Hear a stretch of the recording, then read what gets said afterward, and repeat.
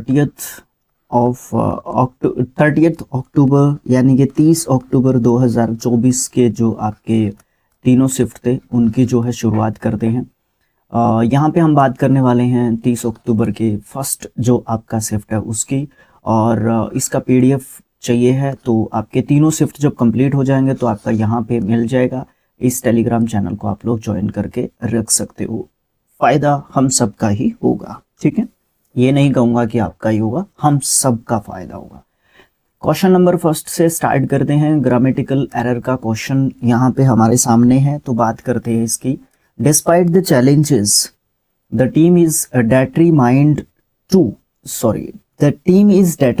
To completed, नहीं गलती है यहाँ पे। टू के साथ आप वर्ब का थर्ड फॉर्म या सेकंड फॉर्म यूज नहीं कर सकते, टू प्लस के वर्ब की फर्स्ट फॉर्म आपको यूज करनी चाहिए, तो ये गलत हो जाएगा।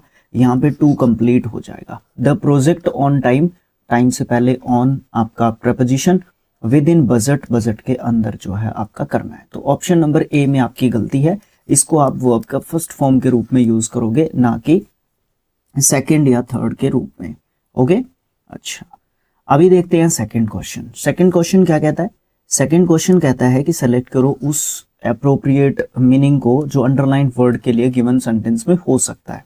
मतलब हम लोगों ने क्या करना है, सिनोनिम एक तरीके से ढूंढना है। देखो, the military operation was part of A conspiracy, भाई स्पेलिंग के हिसाब से भी इंपॉर्टेंट वर्ड है, अगेंस्ट नेशनल सिक्योरिटी। देखो यहाँ पे एंथुथियाज्म है, ये भी स्पेलिंग के लिए इंपॉर्टेंट है।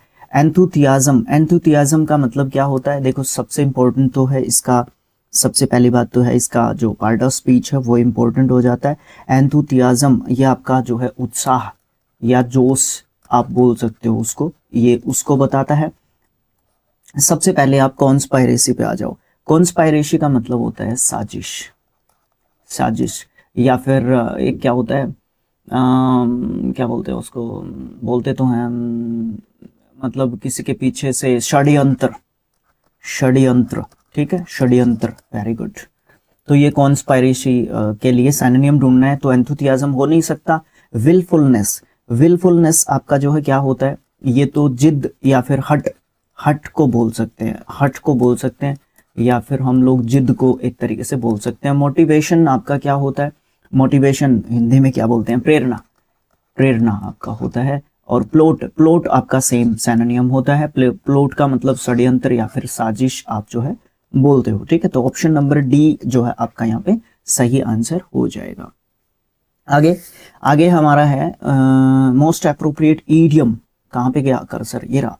ईडियम को रिप्लेस करना है जो भी अंडरलाइन सेगमेंट दे रखा है सेंटेंस के अंदर, मतलब जो अंडरलाइन सेगमेंट है वो आपका मीनिंग है, उसके लिए आपको A B C and D options में आपके ईडियम्स दे रखे हैं, उनको डिफाइन करेंगे सबको और फिर आपको वो ढूंढना होगा, ठीक है। देखो, we were asked to vote for the candidates by raising our hands to indicate voting for or against a proposition. देखो सबसे इंपॉर्टेंट चीज क्या है यहाँ पे, we were asked to vote, हम जो है पूछ रहे थे कि वोट करना है आपको कैंडिडेट्स के लिए, जो रेज करेंगे अपने हाथों को इंडिकेट करते हुए वोट करेंगे, किसके लिए वोट करने के लिए, या फिर अगेंस्ट करेंगे किसी प्रोपोजिशन के वोट के करने की यहाँ पे बात हो रही है। अब यहाँ पे चार आपके ईडियम्स हैं, पहले इनको डिफाइन करते हैं, उसके बाद देखते हैं क्या मतलब होगा। चेंजिंग हैंड्स, चेंजिंग हैंड्स का मतलब क्या होता है, अभी मतलब कोई चीज़ आपने मुझसे सेकेंड हैंड चीज़ ले ली, ठीक है, तो आप उसके मालिक बन गए, ठीक है, तो मालिक बदलना आप जो है बोल सकते हो इसका, ठीक है, मालिक बदलना, चेंजिंग हैंड्स जो है बोल सकते हो आप, ठीक है। एक चीज़ अभी मेरी थी अभी आपकी होगी तो चेंजिंग हैंड्स हो गई।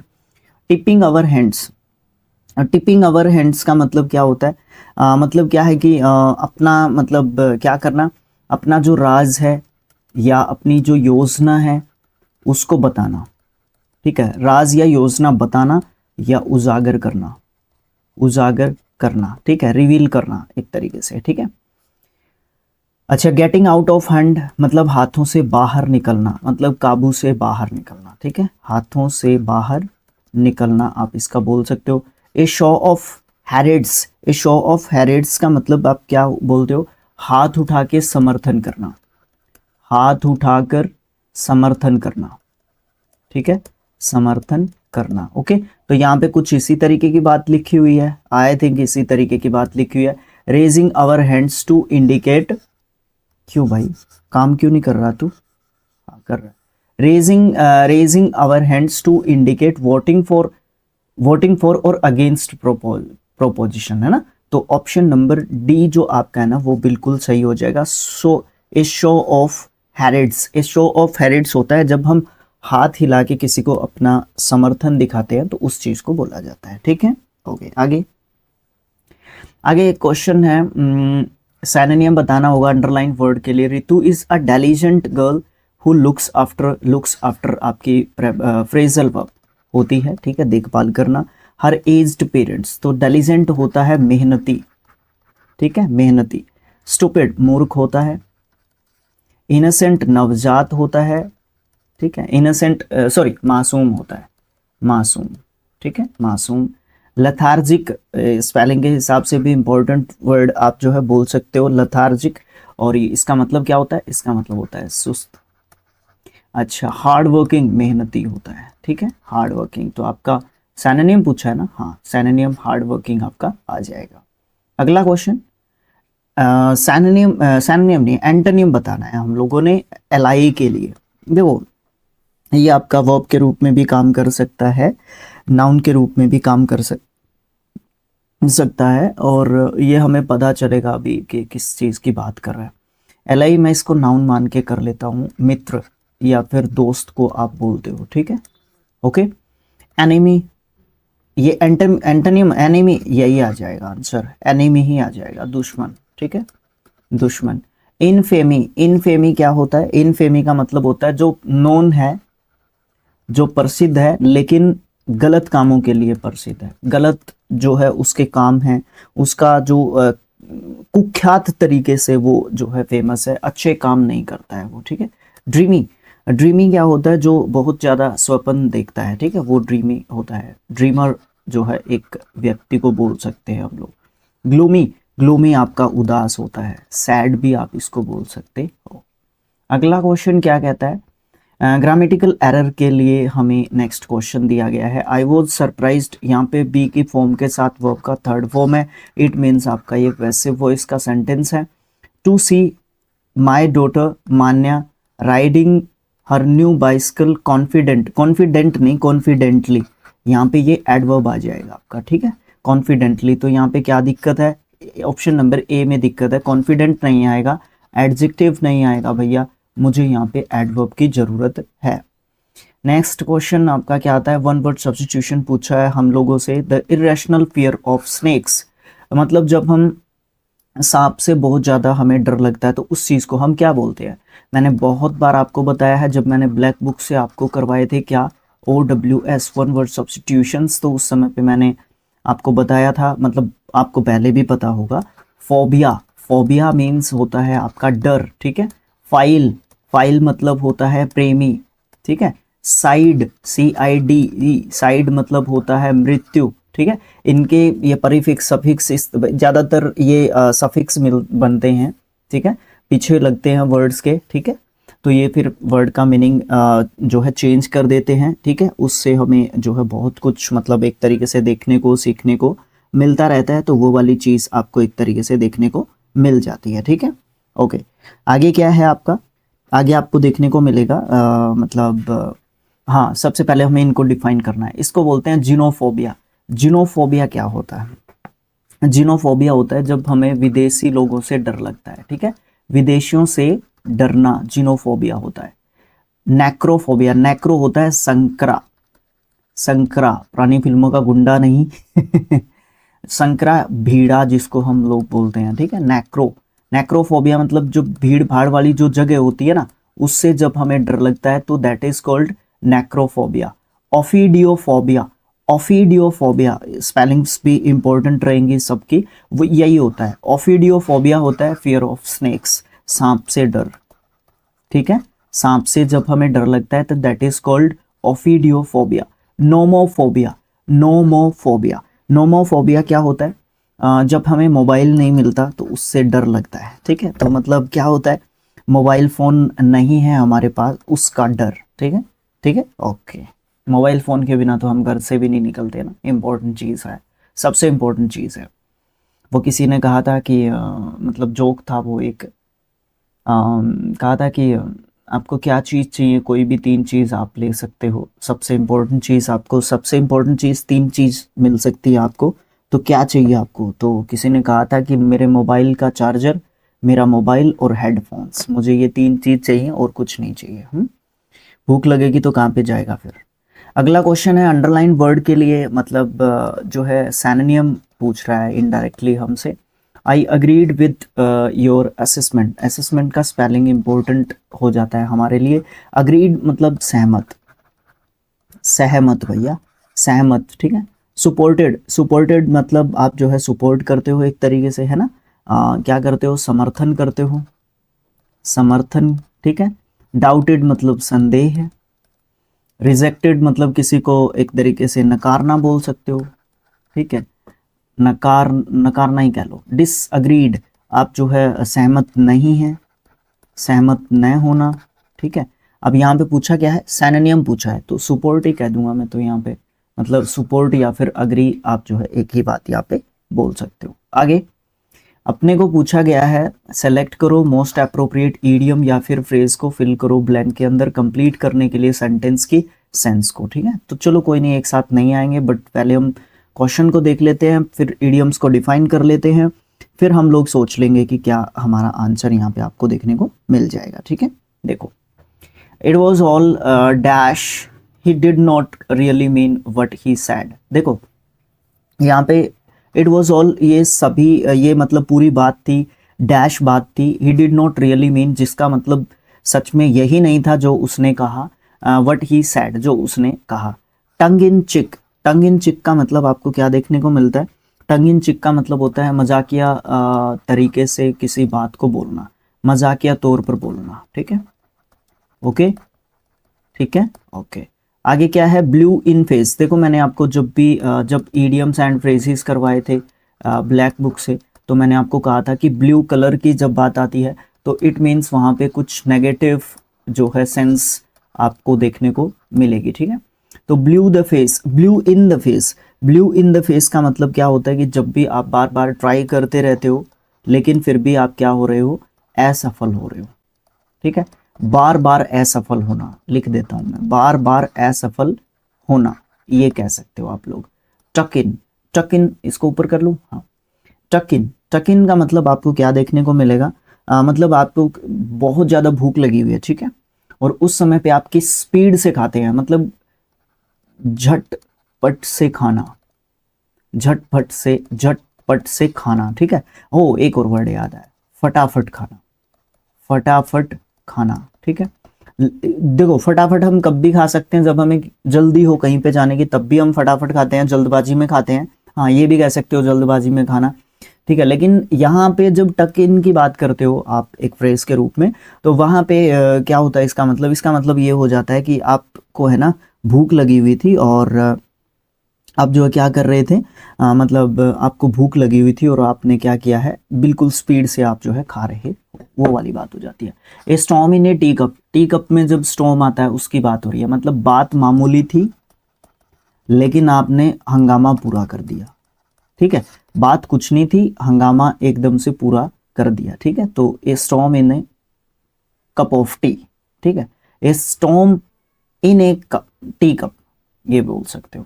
अच्छा तो यहाँ पे किस चीज की बात हो रही थी, यहाँ पे बात हो रही थी कि यही सब कुछ था जो टंग इन चिक था, मतलब क्या है कि ये सब जो भी इसने बोला वो मजाकिया तौर पे बोला, उसका कहने का ये मतलब नहीं था जो उसने कहा है, ठीक है, वो उसने मजाक के तौर पे बोल दिया। तो यहाँ पे ऑप्शन नंबर ए आपका जो है टंग इन चिक जो है आपका बिल्कुल सही यहाँ पे आंसर आपको देखने को मिल जाएगा, कोई दिक्कत नहीं आएगी। अगला क्वेश्चन क्या है, ये कहता है कि आपको क्या करना है, यहाँ पे प्रेपोजिशन को जरूरत पड़ेगी तो ओमिट करना है करेक्ट करने के लिए सेंटेंस को। ये आपका सेंटेंस है, they live near to the park, नहीं, जब नियर ही बोल दिया तो टू कहने की जरूरत आपको नहीं है, तो आप टू को यहाँ से हटा सकते हो। This is called an superfluous error, superfluous error, इसको मतलब क्या है कि आवश्यकता से अधिक यहाँ पे लिखा हुआ है, आप इस चीज को जो है बोल सकते हो। अगला क्वेश्चन क्या है, इनकरेक्टली स्पेल्ड वर्ड बताना है। सैक्रिलेज, बड़ा अच्छा जो है आपका वर्ड यहाँ पे सैक्रिलेज है। इसका मतलब क्या होता है, इसका मतलब होता है कि अपवित्र करना, अपवित्र, अपवित्र करना, ये बोल सकते हो आप लोग, मतलब धार्मिक रूप से बात हो रही है। असेसमेंट, स्पेलिंग में गलती तो नहीं है, असेसमेंट में बिल्कुल गलती है, आपका है ना डबल एस होना चाहिए यहाँ पे, ठीक है। असेसमेंट ये आपका नाउन वर्ड हो जाएगा, ठीक है। ऑप्शन नंबर सी में आपकी गलती है, असेसमेंट में एक एस लगाया हुआ है, बाकी ठीक है, कोई दिक्कत नहीं है। असेसमेंट क्या होता है, मूल्यांकन, ठीक है, मूल्यांकन। कमेटी आपको पता है, वन ऑफ द फेवरेट्स में से रहा है, समिति आप इसको कहते हो, ठीक है। अच्छा, एक्सेग्रेशन, ये भी आपका एक नाउन वर्ड है, ये भी आपका नाउन वर्ड है, ये मैं वर्ब के रूप में बता के आपको, ये आपका नाउन वर्ड है। एक्सेग्रेशन ये भी अच्छा वर्ड है। अतिशयोक्ति, अतिशयोक्ति मतलब किसी भी बात को बढ़ा चढ़ा के एक तरीके से बोलना, दैट इज कॉल्ड एक्सेग्रेशन। या बेकार का गुस्सा करना भी एक्सेग्रेशन एक तरीके से बोला जा सकता है, ठीक है। आगे क्या है, मैं ग्रामेटिकली करेक्ट सेंटेंस बताना है गिवन ऑप्शंस में से। मैं देख रहा हूं द रिस्पॉन्सिबिलिटी सभी में लिखा हुआ, इट मीन्स आपका चारों में से एक सेंटेंस में कहीं ना कहीं क्या है, 3 में गलती है, एक सही है। तो देखते हैं क्या है, ये पहले वाले को पकड़ लो और हाइलाइटर उठा लो, फिर समझ में आ जाएगा। द रिस्पॉन्सिबिलिटी इज गिवन, इस के साथ आपका बी की फॉर्म के साथ थर्ड फॉर्म दे रखा है, इट मीन्स आपका पैसिव वॉइस का है, सब्जेक्ट है आपका सिंगुलर है, ये भी कोई दिक्कत नहीं है। To each student to keep quieter during the seminar, quieter during the seminar कहने की जरूरत नहीं है, क्योंकि क्वाइटर आपका जो है क्या होगा, डिग्री ऑफ कंपैरिजन है आपका, यहाँ पे पॉजिटिव डिग्री होना चाहिए, तब तो मैं कुछ इसके बारे में सोच सकता था, बाकी मुझे कोई यहाँ पे दिक्कत नहीं लग रही। The responsibility was given to each student to keep quiet, ये हुई ना बात, क्वाइट ड्यूरिंग द सेमिनार। अब देखो एक और चीज होती है यहाँ पे, होमोफोन्स और होमोनियम्स का चक्कर भी आ जाता है। क्यू यू आई ई टी होता है, एक होता है Q U I T E, इसका मतलब होता है ठीक, ठीक है, और इसका मतलब होता है चुप। अब ये देख लेना क्वाइट सही लिखा हुआ है कि नहीं, हाँ सही लिखा हुआ है, ऑप्शन नंबर बी है मेरे हिसाब से सही। बाकी में गलती निकालनी है, निकाल लो। यहाँ पे क्वाइटर दिया हुआ है, यहाँ पे भी क्वाइटर दिया हुआ है, ठीक है, तो ये वैसे ही आपकी जो है गलती यहाँ पे हो जाएगी, ठीक है। वॉज के बाद गिव दिया हुआ है, यहाँ पे भी गलती आपको देखने को मिल जाएगी, ठीक है, ओके, ठीक है। यहाँ पे आप कॉमा का यूज भी नहीं कर सकते, ये भी आपकी यहाँ पे गलती हो जाएगी। तो ऑप्शन नंबर बी में आपको जो है आपका सही सेंटेंस आपको मिल जाता है। अगला क्वेश्चन है, मोस्ट अप्रोप्रिएट ऑप्शन को ब्लैंक में फिल करना है, उसको जाने देते हैं, क्वेश्चन के ऊपर फोकस करते हैं। द डैश, अब यहाँ पे आपका द दिया हुआ है, इधर मुझे डिग्री दिखाई दे रही है, तो यहाँ पे मैं द बेस्ट कहूँगा ना, the best model who can be selected for this advertisement is Meera Narayan, है ना, ये बेस्ट मॉडल है। एडवर्टीजमेंट का स्पेलिंग जो है आप याद रख सकते हो, क्योंकि इंपॉर्टेंट स्पेलिंग है, इसको लेके स्पेलिंग टेस्ट के रूप में क्वेश्चंस पूछे जाते हैं हम लोगों से। आगे क्या है, आगे है no substitution required, option use कर सकते हैं हम लोग, ऑप्शन नंबर डी वाला। अगर यहाँ पे कोई गलती मुझे देखने को नहीं मिलती है तो देखते हैं यहाँ पे है क्या नहीं गलती है। मनीषा सेट अपार्ट, अच्छा फ्रेजल वर्ब की बात हमसे पूछ रहा है ये, कोई नहीं, देखते हैं। मैंने आपको 1000 फ्रेजल वर्ब्स करवा रखी हैं आपके 3D पे, वहाँ पे जाके आप लोग देख सकते हो। मैराथन के रूप में भी है, अलग अलग 10 पार्ट्स में भी है, एक में 100 करवा रखे हैं आपके, पूरे 1000 फ्रेजल वर्ब्स हैं, जाके चेकआउट कर लो। Manisha set apart with her friends to explore the country side.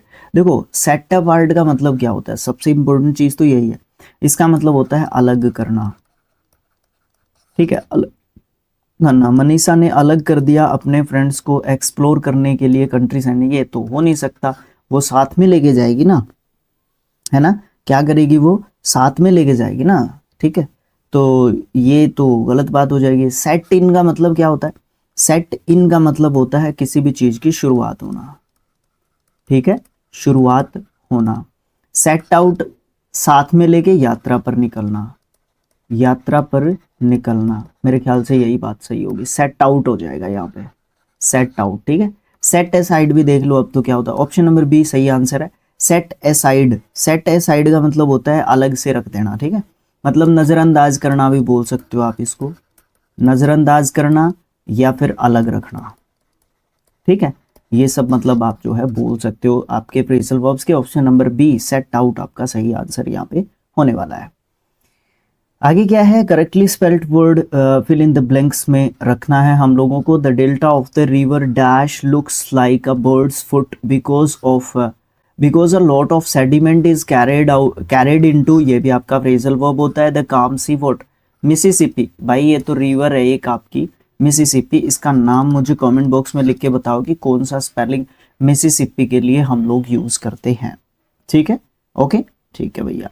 अच्छा अभी मतलब मैं आपसे पूछ रहा हूँ कि मतलब आपका क्या बोलते हैं उसको, अगला क्वेश्चन ग्रामेटिकल एरर बतानी है। अभी यहाँ पे आपके क्वेश्चंस मुझे दिखाई दे रहे हैं कि अलग अलग है, अभी यहाँ पे हम लोगों को प्रत्येक क्वेश्चन पे फोकस करना पड़ेगा और हमें अच्छे तरीके से समझना पड़ेगा ताकि जो चीज़ है, दिक्कत है, हमें देखने को बिल्कुल भी ना मिले, और इसमें टाइम भी लगेगा, ये वाली बात हो जाती है। तो देखो इस क्वेश्चन को अच्छे तरीके से कैसे कर सकते हैं हम लोग। तो इसके लिए मैं क्या कर सकता हूँ, मेरा कर्सर कहाँ पे, ये रहा, पहले ए ऑप्शन वाले को ले देता हूँ मैं। The company came up with a brilliant marketing strategy. देखो यहाँ पे कोई भी गलती हो सकती है, आपकी स्पेलिंग की गलती हो सकती है, आपकी मतलब फ्रेजल वर्ब की गलती हो सकती है, आर्टिकल गलत हो सकता है, प्रेपोजिशन गलत हो सकती है, ठीक है, टेंस गलत हो सकता है। Came up, the company came up phrasal verb ठीक है, केम अप विद मतलब उठ के आती है कंपनी कोई, या मार्केट में आती है कोई कंपनी, तो उसकी बात हो रही है यहाँ पे। एक ब्रिलियंट मार्केटिंग स्ट्रेटेजी के साथ मुझे कोई दिक्कत यहाँ पे लग नहीं रही है। अगर कोई दिक्कत आपको लगती है तो मुझे कमेंट बॉक्स में लिख के ज़रूर से बताना, बट विद एक्सप्लेनेशन बताना, ऐसे बात नहीं बनेगी, ठीक है, ऐसे मैं मानूंगा नहीं, फिर मैं ये मानूंगा कि आप लोगों ने कुछ मेरे साथ चीट किया है। Option number B C always comes down with a cold winter, वो है ना हमेशा क्या है, कैसे आती है कि वो मतलब वो हमेशा आती है किसके साथ, कोल्ड विंटर्स के साथ जो है एक तरीके से आती है। मुझे जो है इस सेंटेंस में भी जो है कोई भी दिक्कत एक तरीके से लग नहीं रही है, ठीक है, ओके। अगला क्वेश्चन देखते हैं। He came across an interesting article while researching, while है, पास्ट टेंस है, चलता है, कोई दिक्कत नहीं है। एन इंटरेस्टिंग आर्टिकल बिल्कुल ठीक है, कोई दिक्कत नहीं होनी चाहिए। ऑप्शन नंबर सी भी आपका सही है। We came in the meeting room quietly, we came in नहीं, केम इन नहीं भैया, ये गलत बात है। आप यहाँ पे क्या कहोगे, we came in to, we came हम आए, इन टू, इन देखो केम कहा इसने, आए मतलब बाहर आने की बात हो रही है, आफ्टर मीटिंग बाहर आने की बात हो रही है, ये ध्यान रखना, क्योंकि उस समय पे हम लोग क्या कहेंगे, इनटू कहेंगे। फिर ये तो बड़ा अच्छा क्वेश्चन, मैं इसको हैशटैग वाला क्वेश्चन बोल सकता हूँ भाई, ये तो मैं कम्युनिटी में पोस्ट करने वाला हूँ, क्वेश्चन आपसे पूछने वाला हूँ। बड़ा अच्छा क्वेश्चन लगा मेरे को, तभी मैंने कहा था कि जब अलग अलग जब सेंटेंसेस होते हैं तो उसमें हमें ढूंढना थोड़ा सा मुश्किल हो जाता है, जब सेंटेंस सेम होता है तो उसमें ढूंढना इतना मुश्किल काम नहीं होता है, ठीक है, ओके। अगला क्वेश्चन क्या कहता है, मोस्ट अप्रोप्रिएट मीनिंग बताना है, अंडरलाइन कंटेक्स्ट वर्ड के हिसाब से जो भी कंटेक्स्ट है सेंटेंस का। We should go to Himalayas this spring, यहाँ पे स्प्रिंग का मतलब बताना है क्या है। A water body, no. Colloid material, नहीं। सीजन है, स्प्रिंग का मतलब यहाँ पे सीजन है। भाई ऐसे मत कर मेरे साथ, देख गलत बात हो जाएगी। माइक ऑन है ना, हाँ बिल्कुल ठीक है, ऐसे मत भाग भाई। आगे क्वेश्चन क्या कहता है, आगे मुझे ये क्वेश्चन बोल रहा है कि आपने क्या करना है, स्पेलिंग की गलती बतानी है कि क्या सही स्पेलिंग क्या है। प्रेपोर्शन की स्पेलिंग, सब में मुझे यही स्पेलिंग दिख रहा है, इसका मुझे आप जवाब कमेंट बॉक्स में लिख के दे रहे हो। आपके सामने ये जो है कंटेक्स्ट है, इसको पढ़ के आप जो है बता सकते हो, कोई दिक्कत नहीं होनी चाहिए। नेक्स्ट क्वेश्चन मुझे दिखाई दे रहा है, रीड करना है पैसेज को अच्छे तरीके से और सेलेक्ट करना है मोस्ट अप्रोप्रिएट ऑप्शन फिल करने के लिए। ब्लैंक में दो मुझे दिखाई दे रहे हैं, ये रिसेंटली ही मैंने आपके करवा दिए हैं। मैराथन्स भी 2 अपलोड कर दिए गए हैं, इंडिविजुअली भी अपलोड कर दिए गए हैं। मैराथन्स आपके स्किल IQ एजुकेशन एंड आपके 3D लर्निंग जो चैनल है आपका, दोनों पे मिल जाएंगे। बट आपके जो मैराथन्स हैं वो सिर्फ जो इंडिविजुअल पार्ट्स हैं वो 3D लर्निंग पे ही मिलेंगे। तो आप चेकआउट कर सकते हो आपके जो होमोफोन्स और होमोनियम्स हैं उनको किस तरीके से कर सकते हैं हम लोग। अब मैं इसको देखने वाला हूँ कैसे कर सकता हूँ इस क्वेश्चन को मैं। Cuba is known as the sugar bowl of the world, ठीक है। क्यूबा को sugar bowl of the world बोला जाता है। It is a part of the Caribbean dash. ये कैरेबियन किसका पार्ट है? सेक्टर का पार्ट है। ये कैरेबियन स्ट्रेच का पार्ट है, रीजन का पार्ट है, एरिया का पार्ट है। यहाँ पे मुझे ऐसा लगता है कि मुझे है ना इसको काट देना चाहिए, इसको काट देना चाहिए, ये रख सकता हूँ, एरिया का भी रख सकता हूँ, बट एरिया से ज़्यादा रीजन ज़्यादा रहता है। बट अभी कंफर्म हो जाएगा। मैंने यहाँ पे लिख दिया रीजन या फिर एरिया, ठीक है। ये जो है कैरेबियन एरिया का जो है पार्ट है। दिस कंट्री, ये जो कंट्री है वो क्या करता है? अ lot of sugar in the decade of 1960s। देखो यहाँ पे क्रॉप्ड नहीं करता है, प्रोड्यूस करता है। तो ऑप्शन नंबर डी आपका कट जाता है। ऑप्शन नंबर बी आपका सही आंसर हो जाएगा कि ये जो पार्ट है ये किसका? कैरेबियन जो आपका रीजन है ना, कैरेबियन रीजन जो है आपका उसका पार्ट है ये। और ये जो कंट्री है ना कौन सा? क्यूबा। क्यूबा जो आपका कंट्री है ये प्रोड्यूस करता है। ये क्या करता है? प्रोड्यूस करता है। किस चीज़ को प्रोड्यूस करता है? बहुत सारे शुगर को। और इसने कौन से डिकेड में किया था?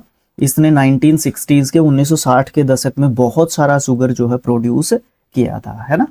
ओके, अगला क्वेश्चन हमसे पूछा गया कि हमको ब्लैंक को फिल करना पड़ेगा और जो भी गिवन ऑप्शंस हैं उसमें से निकाल के अपना जो सेंटेंस है उसमें फिट करना होगा एक तरीके से, ठीक है।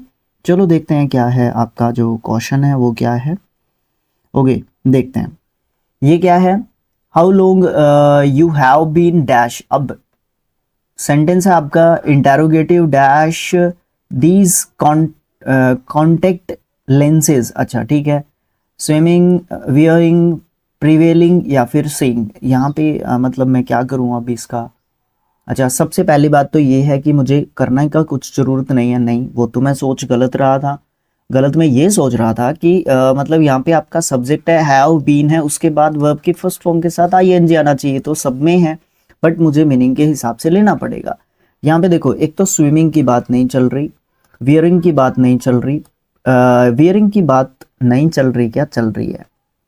नहीं, वियरिंग की बात चल रही है, हो सकता है वियरिंग की बात। प्रिवेलिंग, सीइंग, नहीं, सीइंग की कोई बात नहीं चल रही, क्योंकि बात किसकी चल रही है? कॉन्टेक्ट लेंसेज की। तो सीइंग कह नहीं सकते, वियरिंग ही कहोगे। Have you, how long you have been wearing these contact lenses. कितने लंबे समय से आप इन कॉन्टेक्ट लेंसेज को मतलब यूज़ कर रहे हो या पहन रहे हो, मैं क्या कहूँ इसको, इस तरीके से आप जो है कह रहे हो बात को अपनी को, ठीक है। ओके, ठीक है।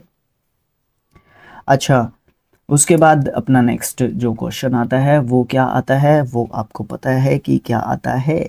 ये आता है हमारा क्लोज टेस्ट। क्लोज टेस्ट में आप जो है 21 से 25 तक क्वेश्चंस देखते हो, मुझे हाइलाइटर उठा के लेके आना है। अभी मुझे इसको करना है। अब वीड होता है आपका खरपतवार, लिखना पड़ेगा या समझ गए? अनावश्यक पौधे, अनावश्यक पौधे जिनकी हमें ज़रूरत नहीं होती, हमारे खेत में, गार्डन में, कहीं पे भी ये लोग उग जाते हैं। A weed is an untamed जो हम पालते नहीं हैं उनको बोलते हैं अनटेम्ड, ठीक है। ओके, समझ में आई बात? अच्छा ठीक है। प्लांट होते हैं जो क्या करते हैं, जो आपके जो क्या करते हैं, दैट करते हैं, दैट के बाद आएगा जो क्या करते हैं। Where it is not wanted, जब इनको ज़रूरत नहीं होती हमें इनकी। यूजुअली अमंग गार्डन्स और क्रॉप्स, ये हमारे गार्डन्स या क्रॉप्स में हमें ज़्यादातर आपके देखने को मिल जाते हैं, ठीक है। ये वाली बात आपकी हो जाती है।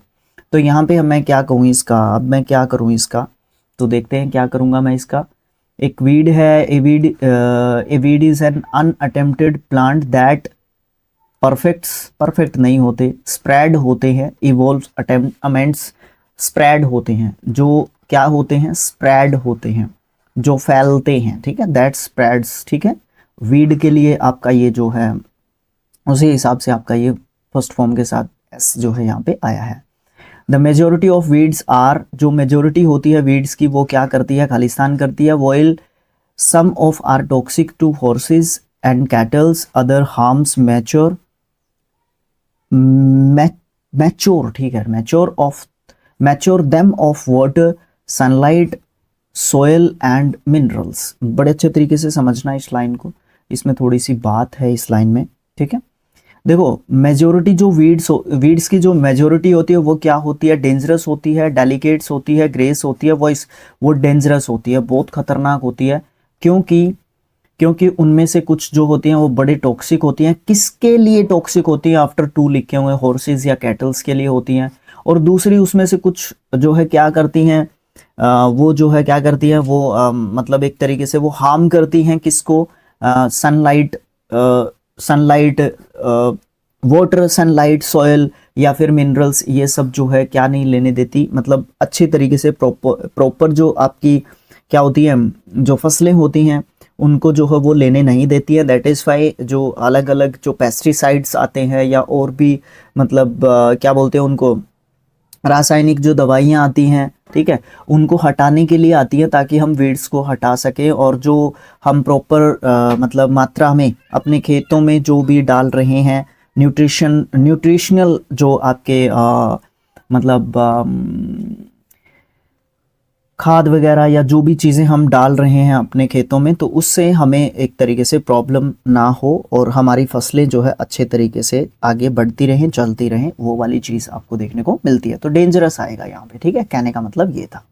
आगे there are various ways crops, यहाँ पे बहुत सारे अलग अलग प्रकार की क्रॉप्स होती हैं। By dash that weeds dash, अब यहाँ पे बहुत सारी जो क्रॉप्स होती हैं वो डिप्राइव हो जाती हैं, रिलाइविंग हो जाती हैं, स्पॉइलिंग हो जाती है, डाइजेस्टिंग होती है, तीनों को काट दो, आप ये कहो डिप्राइव हो जाती हैं।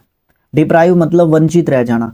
यहाँ पे बहुत सारी क्रॉप्स होती हैं जो क्या हो जाती हैं, डिप्राइव हो जाती हैं, वंचित हो जाती हैं। किससे, वीड्स के कारण, जो क्या कर देती है, वीड्स क्या कर देती हैं, ब्रीच कर देती हैं, प्रोपोगेट कर देती हैं, एंटरटेन करती हैं या एक्सटेंशन करती हैं। तो वीड्स जो है ना क्या करती हैं, वीड्स जो है एक जगह से दूसरी जगह पे फैल जाती हैं, जो क्या करती है, प्रोपोगेट कर जाती हैं, मतलब एक जगह से दूसरी जगह पे इतनी जल्दी मतलब वो फैलती हैं। आगे बताएगा ये कितनी जल्दी कैसे फैलती हैं, किस मीडियम के हिसाब से फैलती हैं वो, ठीक है, वो वाली बात ये खुद बताएगा यहाँ पे लास्ट लाइन में आपको। तो वो एक जगह से दूसरी जगह बहुत ही आसानी से और जल्दी से फैल जाती हैं, तो इस चीज़ को हम प्रोपोगेट कहेंगे। और यहाँ पे हम क्या लेके आए थे, डिप्राइव लेके आए थे। तो ये जो है फसलों को क्या करती है, डिप्राइव कर देती है। कैसे डिप्राइव कर देती है वो इसने यहाँ पे बताया था कि ये जो दूसरा हार्म इसका क्या होता है, वो जो है फसलों को पानी नहीं लेने देती, सनलाइट नहीं लेने देती, सॉइल को अच्छे तरीके से यूज़ नहीं करने देती, उसकी फर्टिलिटी को आप ले जाती हैं, काम आने नहीं देती, मिनरल्स को यूज़ नहीं करने देती, ठीक है, और टॉक्सिक हो जाती हैं हॉर्सेस या फिर कैटल्स के लिए। तो इस तरीके की बात यहाँ पे क्रॉप्स के लिए हमें बताई गई है। आगे दे आर डैश ट्रांसपोर्टेड, वो जो है रेयर ट्रांसपोर्टेड है, फ्रीक्वेंटली ट्रांसपोर्टेड है, कॉन्सिक्वेंस ट्रांसपोर्टेड है या एवरी, मैं इसको कहूँगा फ्रीक्वेंटली ट्रांसपोर्टेड है। फ्रीक्वेंटली मतलब नियमित रूप से, वो फ्रीक्वेंटली ट्रांसपोर्टेड है मतलब आसानी से एक जगह से दूसरी जगह चली जाती हैं।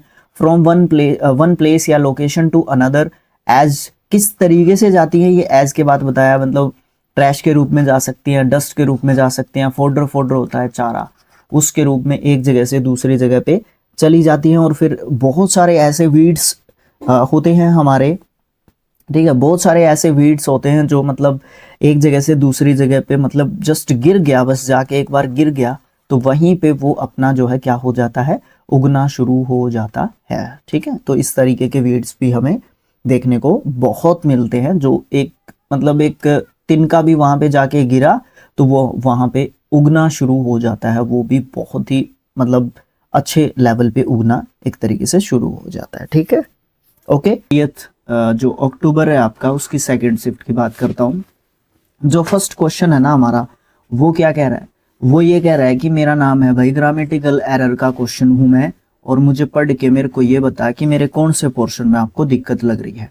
My mother sad that the thief Ramesh will learn his lesson shown. देखो एक बात बताओ आप मेरे को, यहाँ पे पास्ट टेंस आपका चल रहा है और फिर आपका ये जोड़ दिया गया है, यहाँ पे विल के साथ आपको लर्नड नहीं दिख रहा, या तो ये सेकंड फॉर्म है या ये थर्ड फॉर्म है। लेकिन आप जब भी बात करते हो मोडाल की क्या लो, या आप ये क्या लो विल, कहाँ पे लिख रहा हूँ मैं, विल या शैल की जब हम बात करते हैं तो उसके साथ आपको फर्स्ट फॉर्म का यूज करना पड़ता है। तो यहाँ पे आप लर्न लिखोगे ना कि लर्न, ठीक है। तो आपके ऑप्शन नंबर 1 में ही गलती है, यहाँ पे वर्ब की फर्स्ट फॉर्म आनी चाहिए, ठीक है। वैसे क्वेश्चन मुझे आपसे पूछना चाहिए था ये, कोई नहीं चलता है। आगे आगे मेरे को कह रहा है ये कि मुझे है ना ये बता कि सिनोनिम क्या बनेगा एसेंट्रिक का। चलो क्वेश्चन पूरा पढ़ते हैं। James is just an old eccentric, ये आपका एडजेक्टिव के रूप में भी यूज कर लिया जाता है।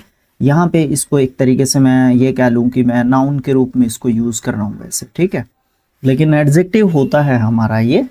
अच्छा तो एसेंट्रिक देखो इसके 2-3 मतलब कहे जा सकते हैं। एक नंबर पे मतलब कहा जा सकता है अजीब, अजीब सा मतलब कहा जा सकता है इसका एसेंट्रिक का। एक कहा जा सकता है असामान्य। वैसे 2 नहीं होने चाहिए, ये एक ही मतलब है, अजीब या असामान्य आप इसका मतलब बोल सकते हो, ठीक है।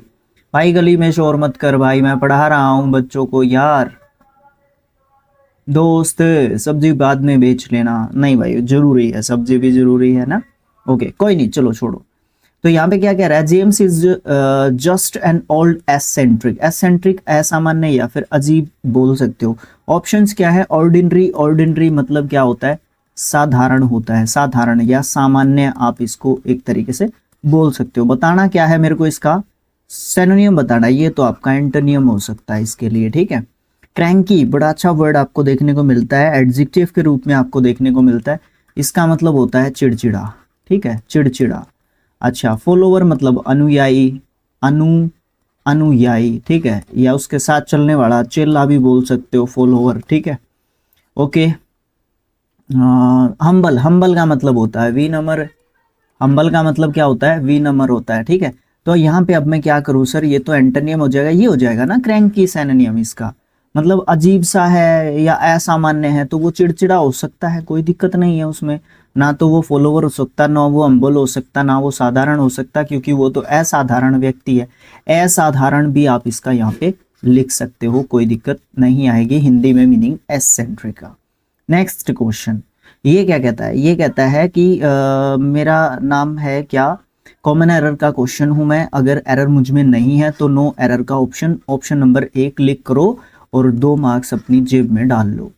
After the match the stadium was the messiest it's ever been. देखो यहाँ पे एक चीज आपको देखने को मिल रही है, जब भी आफ्टर और बिफोर आपको देखने को मिलते हैं तो वहां पे आप एक ध्यान रखना, बिफोर का मतलब होता है से पहले, इसका मतलब से पहले आता है हैड प्लस के वर्ब की थर्ड फॉर्म, और बाद में आता है आपका सेकंड फॉर्म। कहाँ पे लिखूं मैं, कहाँ नीचे नहीं देखता ना मैं, दिक्कत ही हो जाती है।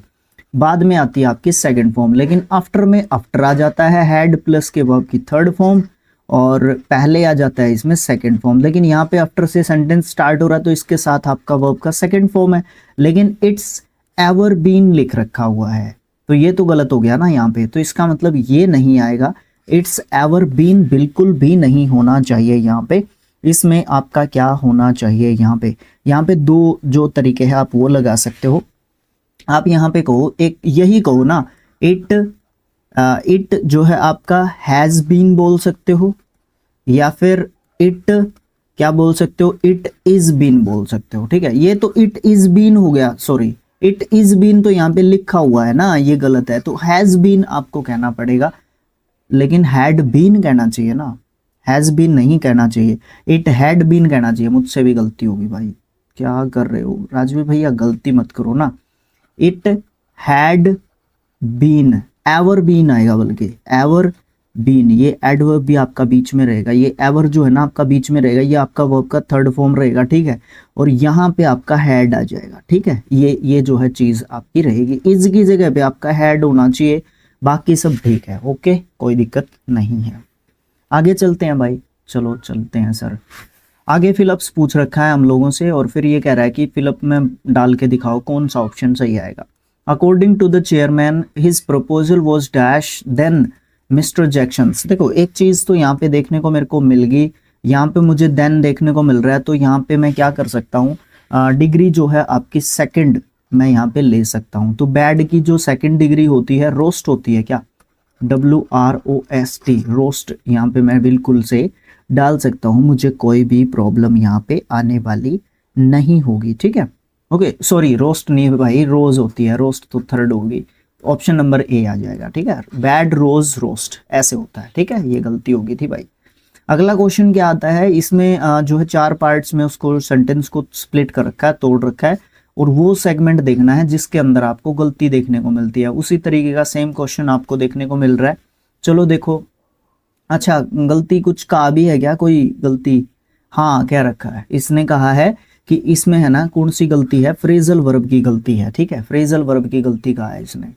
तो यहाँ पे देखो फिर, गीता गोट इनटू, ये आपका फ्रेजल वर्ब है, यहाँ पे गलती हो सकती है। The book she was reading, यहाँ पे और कोई फ्रेजल वर्ब नहीं है, मतलब गलती कहाँ पे है इसकी, यहाँ पे गलती है। ठीक है, इसने पहले ही कह दिया फ्रेजल वर्ब की गलती है, तो और वो दे भी सेम रखा है, या तो यहाँ पे ये अलग अलग जो है चारों ऑप्शंस में फ्रेजल वर्ब से देता, तो हम ये पहचानते कि कौन सा फ्रेजल वर्ब यहाँ पे आने वाला है। तो ये तो हो गई हमारी इसका सॉल्यूशन, बिल्कुल जबरदस्त, मतलब जो है ये बात है, समझने की बात है, बस जस्ट समझना है उस चीज को, कुछ नहीं करना ज्यादा, सिर्फ समझना है उस चीज को और कुछ नहीं करना है ज्यादा हम लोगों को। ठीक है, आसानी से 2 नंबर दे दिए, बट अभी मुझे इसको ठीक करना है। तो गीता गोट इनटू होना चाहिए, क्या होना चाहिए, इनटू होना चाहिए, इनटू द बुक। ठीक है, ओके ये वाली होनी चाहिए, सी वॉज रीडिंग दिस मॉर्निंग, है ना, ये वाली बात कही जा सकती है। तो ऑन टू की जगह पे आपका इन टू का प्रयोग किया जाना चाहिए। ठीक है, ओके मतलब वो किसी भी कोई भी विषय या फिर कोई भी इंटरेस्टिंग जो चीज़ उसको लगी है, उसमें उसको इंटरेस्ट और ज़्यादा मतलब एक तरीके से बढ़ गया है ना। यहाँ पे बात किस चीज़ की चल रही है, यहाँ पे बात जो है इस चीज़ की चल रही है कि जो गीता है ना, उसको उसकी जो मतलब इंटरेस्ट था ना, वो जो पढ़ रही थी उसमें उसका बढ़ रहा था इंटरेस्ट, तो ऑन टू नहीं कह सकते हम लोग, इसको इन टू कह सकते हैं। ठीक है, आगे आगे हमें कह रहा है कि एक ऑप्शन सेलेक्ट, वो ऑप्शन करना है जो मेरे को जो भी अंडरलाइन वर्ड है उसके लिए 1 वर्ड सब्स्टिट्यूशन बता सके। तो द टेलर वॉज कॉल्ड, अच्छा पैसिव वॉइस का सेंटेंस है, to stitch the long loose gown worn by priest and choristers. ये कोरिस्टर्स कौन होते हैं, ये क्या लिखा है कि चलो पादरी होते हैं ये कोरिस्टर्स। ठीक है, कौन होते हैं, कोरिस्टर्स प्रोनाउंस करते हैं, और ये नाउन जो है आपका वर्ड होता है, चर्च में ये जो है आपके होते हैं। ठीक है, जैसे हमारे पंडित लोग होते हैं, ठीक है, हमारे प्रीस्ट या फिर कोरिस्टर्स आप इनको बोल सकते हो। अब मैं मेन बात पे आ जाता हूँ कि वो है ना एक मतलब वाइट कलर का जो ड्रेस पहने रहते हैं, अगर मैं कुछ गलत बोल जाऊँ तो करेक्ट कर लेना भाई मुझे भी। क्या है कि वो जो है ना, क्या होता है कि वाइट कलर का जो वो एक लंबा सा कपड़ा सा पहने रहते हैं, उसको बोलते क्या है, उसको फ्रॉक बोलते हैं, उसको पेटीकोट बोलते हैं, उसको कैसोक बोलते हैं, उसको टॉक्सीडोस जो है उसको एक तरीके से बोलते हैं। तो उसको भाई क्या बोलते हैं, उसको ये दोनों तो बोलते ही नहीं है, डिफरेंस इन दोनों में क्रिएट करना है, उसको बोलते हैं कैसोक्स। कैसोक्स आपका नाउन वर्ड हो गया, ये एक कपड़े को बोलते हैं जो मतलब हमारे ये कोरिस्टर्स या फिर प्रीस्ट जो है पहनते हैं चर्च के अंदर। ठीक है, ओके यही होगा, हाँ यही है, ये लंबा सा गाउन टाइप का एक कपड़ा होता है जो लूज सा टाइप का होता है, लंबा सा होता है। ठीक है, ये वाली बात है। अच्छा ये तो बन गया अपना ये। अब यहाँ पे टुक्सेडोज, प्रोनाउंसिएशन भी बड़ा डिफिकल्ट आ रहा है इसका, मतलब ये एक है ना ब्लैक और वाइट जो है टाइप का कपड़ा होता है जिसको हम लोग पहनते हैं, ये मान के चलो ये एक जैकेट होता है। ठीक है, ये एक जैकेट होता है जो कि ब्लैक और वाइट कलर का होता है, उसको हम टुक्सेडोज हम जो है एक तरीके से उसको बोलते हैं। ठीक है, पता नहीं यार आजकल क्या क्या बोलते हैं कपड़ों को। आगे देखो, इनकरेक्टली स्पेल्ड वर्ड बताना है, जो भी सेंटेंस दे रखा है इसमें से निकाल के। अगर आप थोड़ा सा मतलब बुद्धि का प्रयोग ज़्यादा कर सकते हैं, तेज स्टूडेंट आप हैं, तो आप सीधा ऑप्शंस पे अटैक कीजिए और उसको ढूंढ लीजिए, नहीं तो आप जो है क्वेश्चन जो आपका सेंटेंस दे रखा है उसको पढ़ सकते हैं और फिर आइडिया लगा सकते हैं सेंटेंस में कि उसका क्या जो है स्पेलिंग, ये भी हो सकता है कि डाउटेड रहे। द एक्सप्लोरर्स एडवेंचर्स, ये आ गया आपका स्पेलिंग, एडवेंचर्स में दिक्कत है, यू की दिक्कत है यहाँ पे, ADVENTOUROUS होता है भाई, OUS होता है, ये आपका एडजेक्टिव एक तरीके से वर्ड है, इसका मतलब क्या हो जाता है, साहसिक इसका मतलब हो जाता है, ठीक है। एंशिएंट, डिस्कवरी और एक्सप्लोरर्स, ये आपका बिल्कुल यहाँ पे सही है, कोई दिक्कत यहाँ पे नहीं आने वाली है।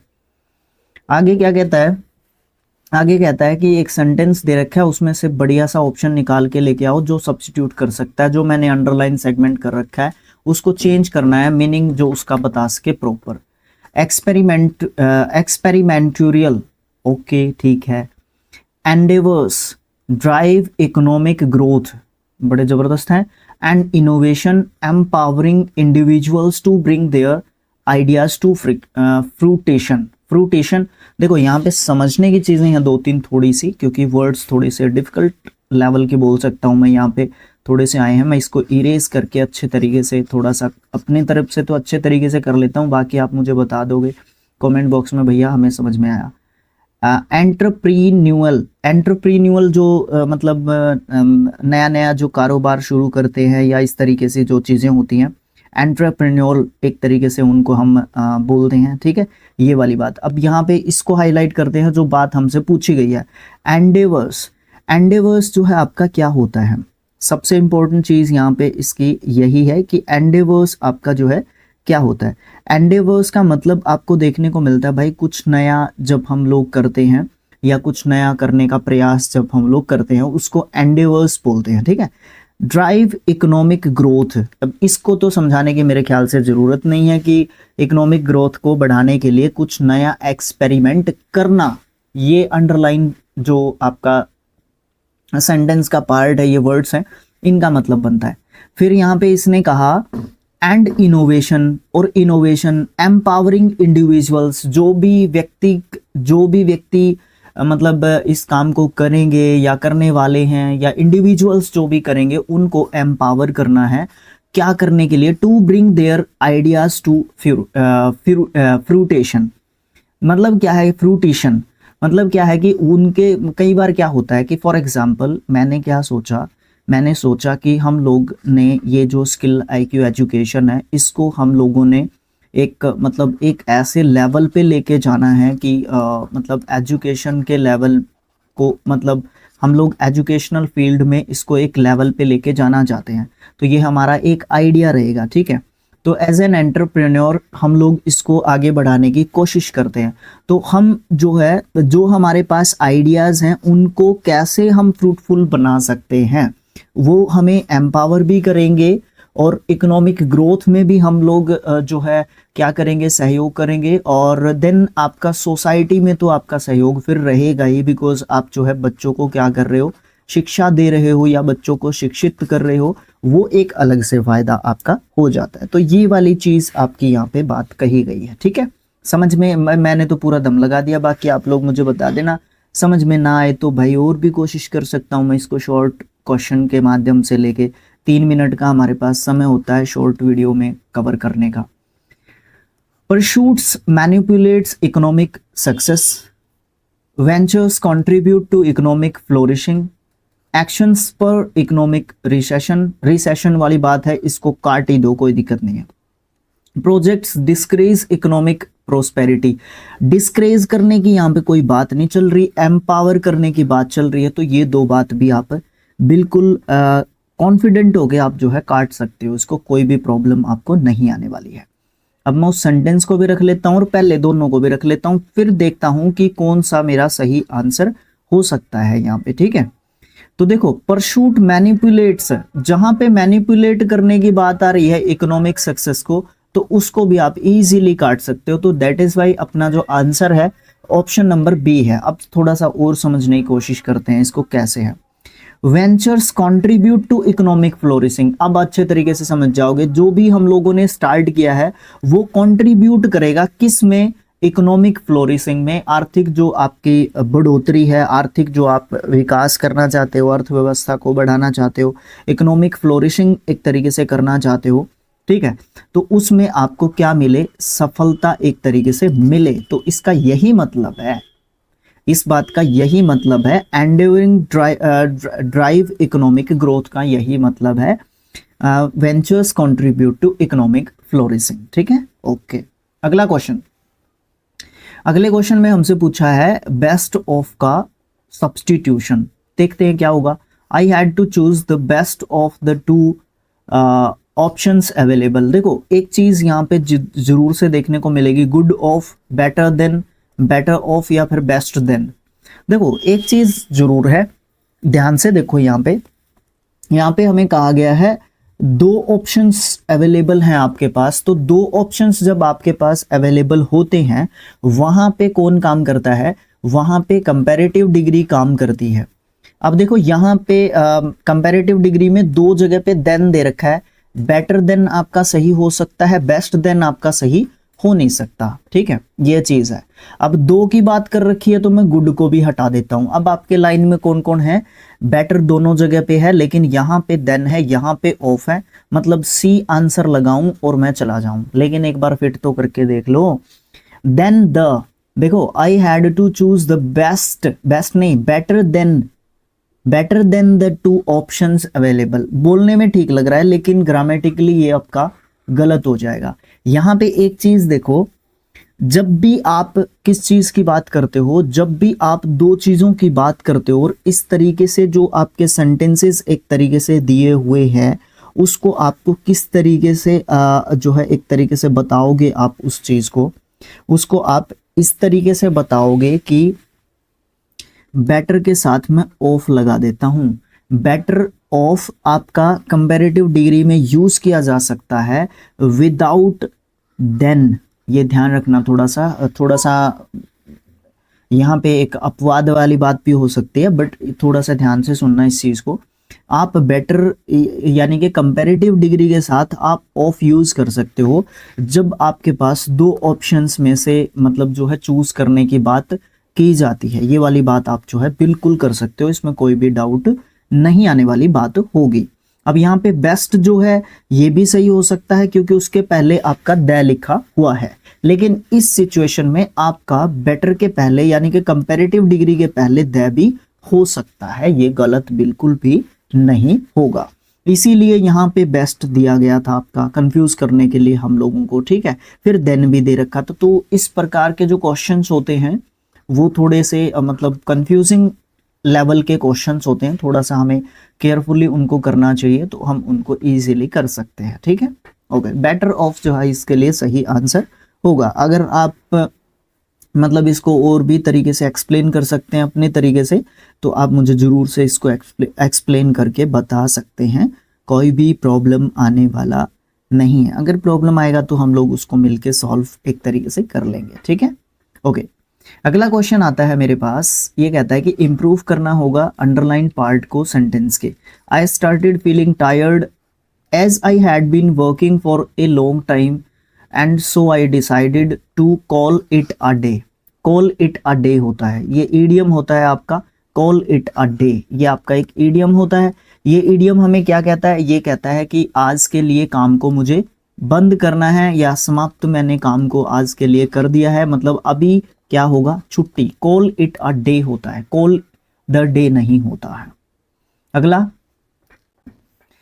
ब्लैंक को फिल करना है, सही जो वर्ड है आपका वो क्या होगा, ठीक है। The farmer stood by the road side stand to sell his volume, productivity, consequence या फिर प्रोड्यूस। प्रोडक्टिविटी, जो भी उसने प्रोड्यूस किया है, जो भी उसके पास उत्पाद है, जो भी उसके पास प्रोडक्शन प्रोडक्टिविटी है, वो क्या करेगा, वो एक तरीके से आपके जो रोड साइड स्टैंड होगा उसके पास जो है वो आके क्या करने वाला है अपना, वो एक तरीके से उसको बेचने वाला है। सॉरी, प्रोडक्टिविटी नहीं, प्रोड्यूस होगा भाई, जो भी उसके पास उत्पाद है, जो भी उसने प्रोड्यूस किया है, प्रोडक्टिविटी नहीं। प्रोडक्टिविटी तो उत्पादकता होती है, ठीक है। यहाँ पे उत्पाद की बात चल रही है, प्रोडक्ट की, ठीक है। प्रोड्यूस रहेगा, प्रोडक्टिविटी नहीं होगा यहाँ पे। एंटोनियम बताना होगा हमने, जो भी ब्रैकेट में वर्ड लिख रखा है उसका। चलो देखते हैं। हर कैंडिड रिमार्क अरे भाई, her candid remarks were a refreshing change from the usual diplomatic responses. देखो रिफ्रेशिंग मतलब एकदम से जो मतलब तरोताजा आप इसको कह सकते हो। रिफ्रेशिंग मतलब तरोताजा हम लोग बोल सकते हैं, कोई दिक्कत नहीं आएगा। ब्रेसिंग, ब्रेसिंग का मतलब आपको क्या देखने को मिलता है भैया, ब्रेसिंग का मतलब भी सेम ही होता है, ये आपका सिनोनिम हो जाएगा। पूछा क्या था हमसे, एंटोनियम पूछा था, कोई नहीं। रिवाइटलाइजिंग भी सेम ही होता है, रिवाइटल पहले ऐड आता था, ठीक है। ये भी मतलब जो आपको पुनर्जीवित करने वाला, पुनर्जीवित जीवित करने वाला, ठीक है, करने वाला बोल सकते हो। स्टेल, स्टेल होता है बासी, ठीक है, पुराना भी बोल सकते हो, वैसे बासी बोला जाता है, ज्यादातर खाने के मामले में इसको यूज किया जाता है, बट इस सेंटेंस में खाने से रिलेटेड कोई बात नहीं हो रही। इनविगोरेटिंग, इनविगोरेटिंग ये भी आपका एक एडजेक्टिव के रूप में यूज किया जा सकता है, ये भी एडजेक्टिव के रूप में यूज किया जाता है, ये भी और ये भी, ठीक है, और ये वर्ड भी अपना एडजेक्टिव ही है। अच्छा, इनविगोरेटिंग जो है आपका किस रूप में यूज किया जा सकता है, जो आपको एनर्जी दे, मतलब उत्साह बढ़ाने वाला, उत्साह बढ़ाने वाला, ठीक है, उत्साह बढ़ाने वाला आप इसको बोल सकते हो। तो आप यहाँ पे क्या कहोगे इसका आंसर, रिफ्रेश करना है, उत्साह बढ़ाना है, नहीं बढ़ाना, पुनर्जीवित नहीं करना, ब्रेसिंग नहीं करना, तो ऑप्शन नंबर डी ही कर सकते हैं। स्टेल करेगा वो, मतलब चीज को क्या करेगा, बासी तो नहीं कर सकता, बट यहाँ पे हम लोग ये बोल सकते हैं कि वो क्या करेगा, आइडिया को, पुराना आइडिया होगा या कुछ इस तरीके का आप यहाँ पे बोल सकते हो, कोई दिक्कत भी नहीं आने वाली होगी। एंटोनियम बताना होगा लेजी का, ये आप लोग बता दोगे मुझे कमेंट बॉक्स में लिख के, आसान है क्वेश्चन आपका। He is a lazy person, hard working, casual, perfect या फिर पॉपुलर, आप लोग कमेंट बॉक्स में लिख के बताओ। अगला क्वेश्चन क्या है, अंडरलाइन पार्ट के लिए मतलब एरर हो सकती है, तो उसके लिए हमें ढूंढना पड़ेगा कि क्या गलती आपकी है और उसको कैसे हम लोग क्या कर सकते हैं, सुधार सकते हैं। वोफिया, वोल्फिया, वोफिया इज द टीनिएस्ट, बोल दो यार, टीनिएस्ट प्लांट इन द वर्ल्ड आप बोल दो, मुझे आपसे पूछना चाहिए था।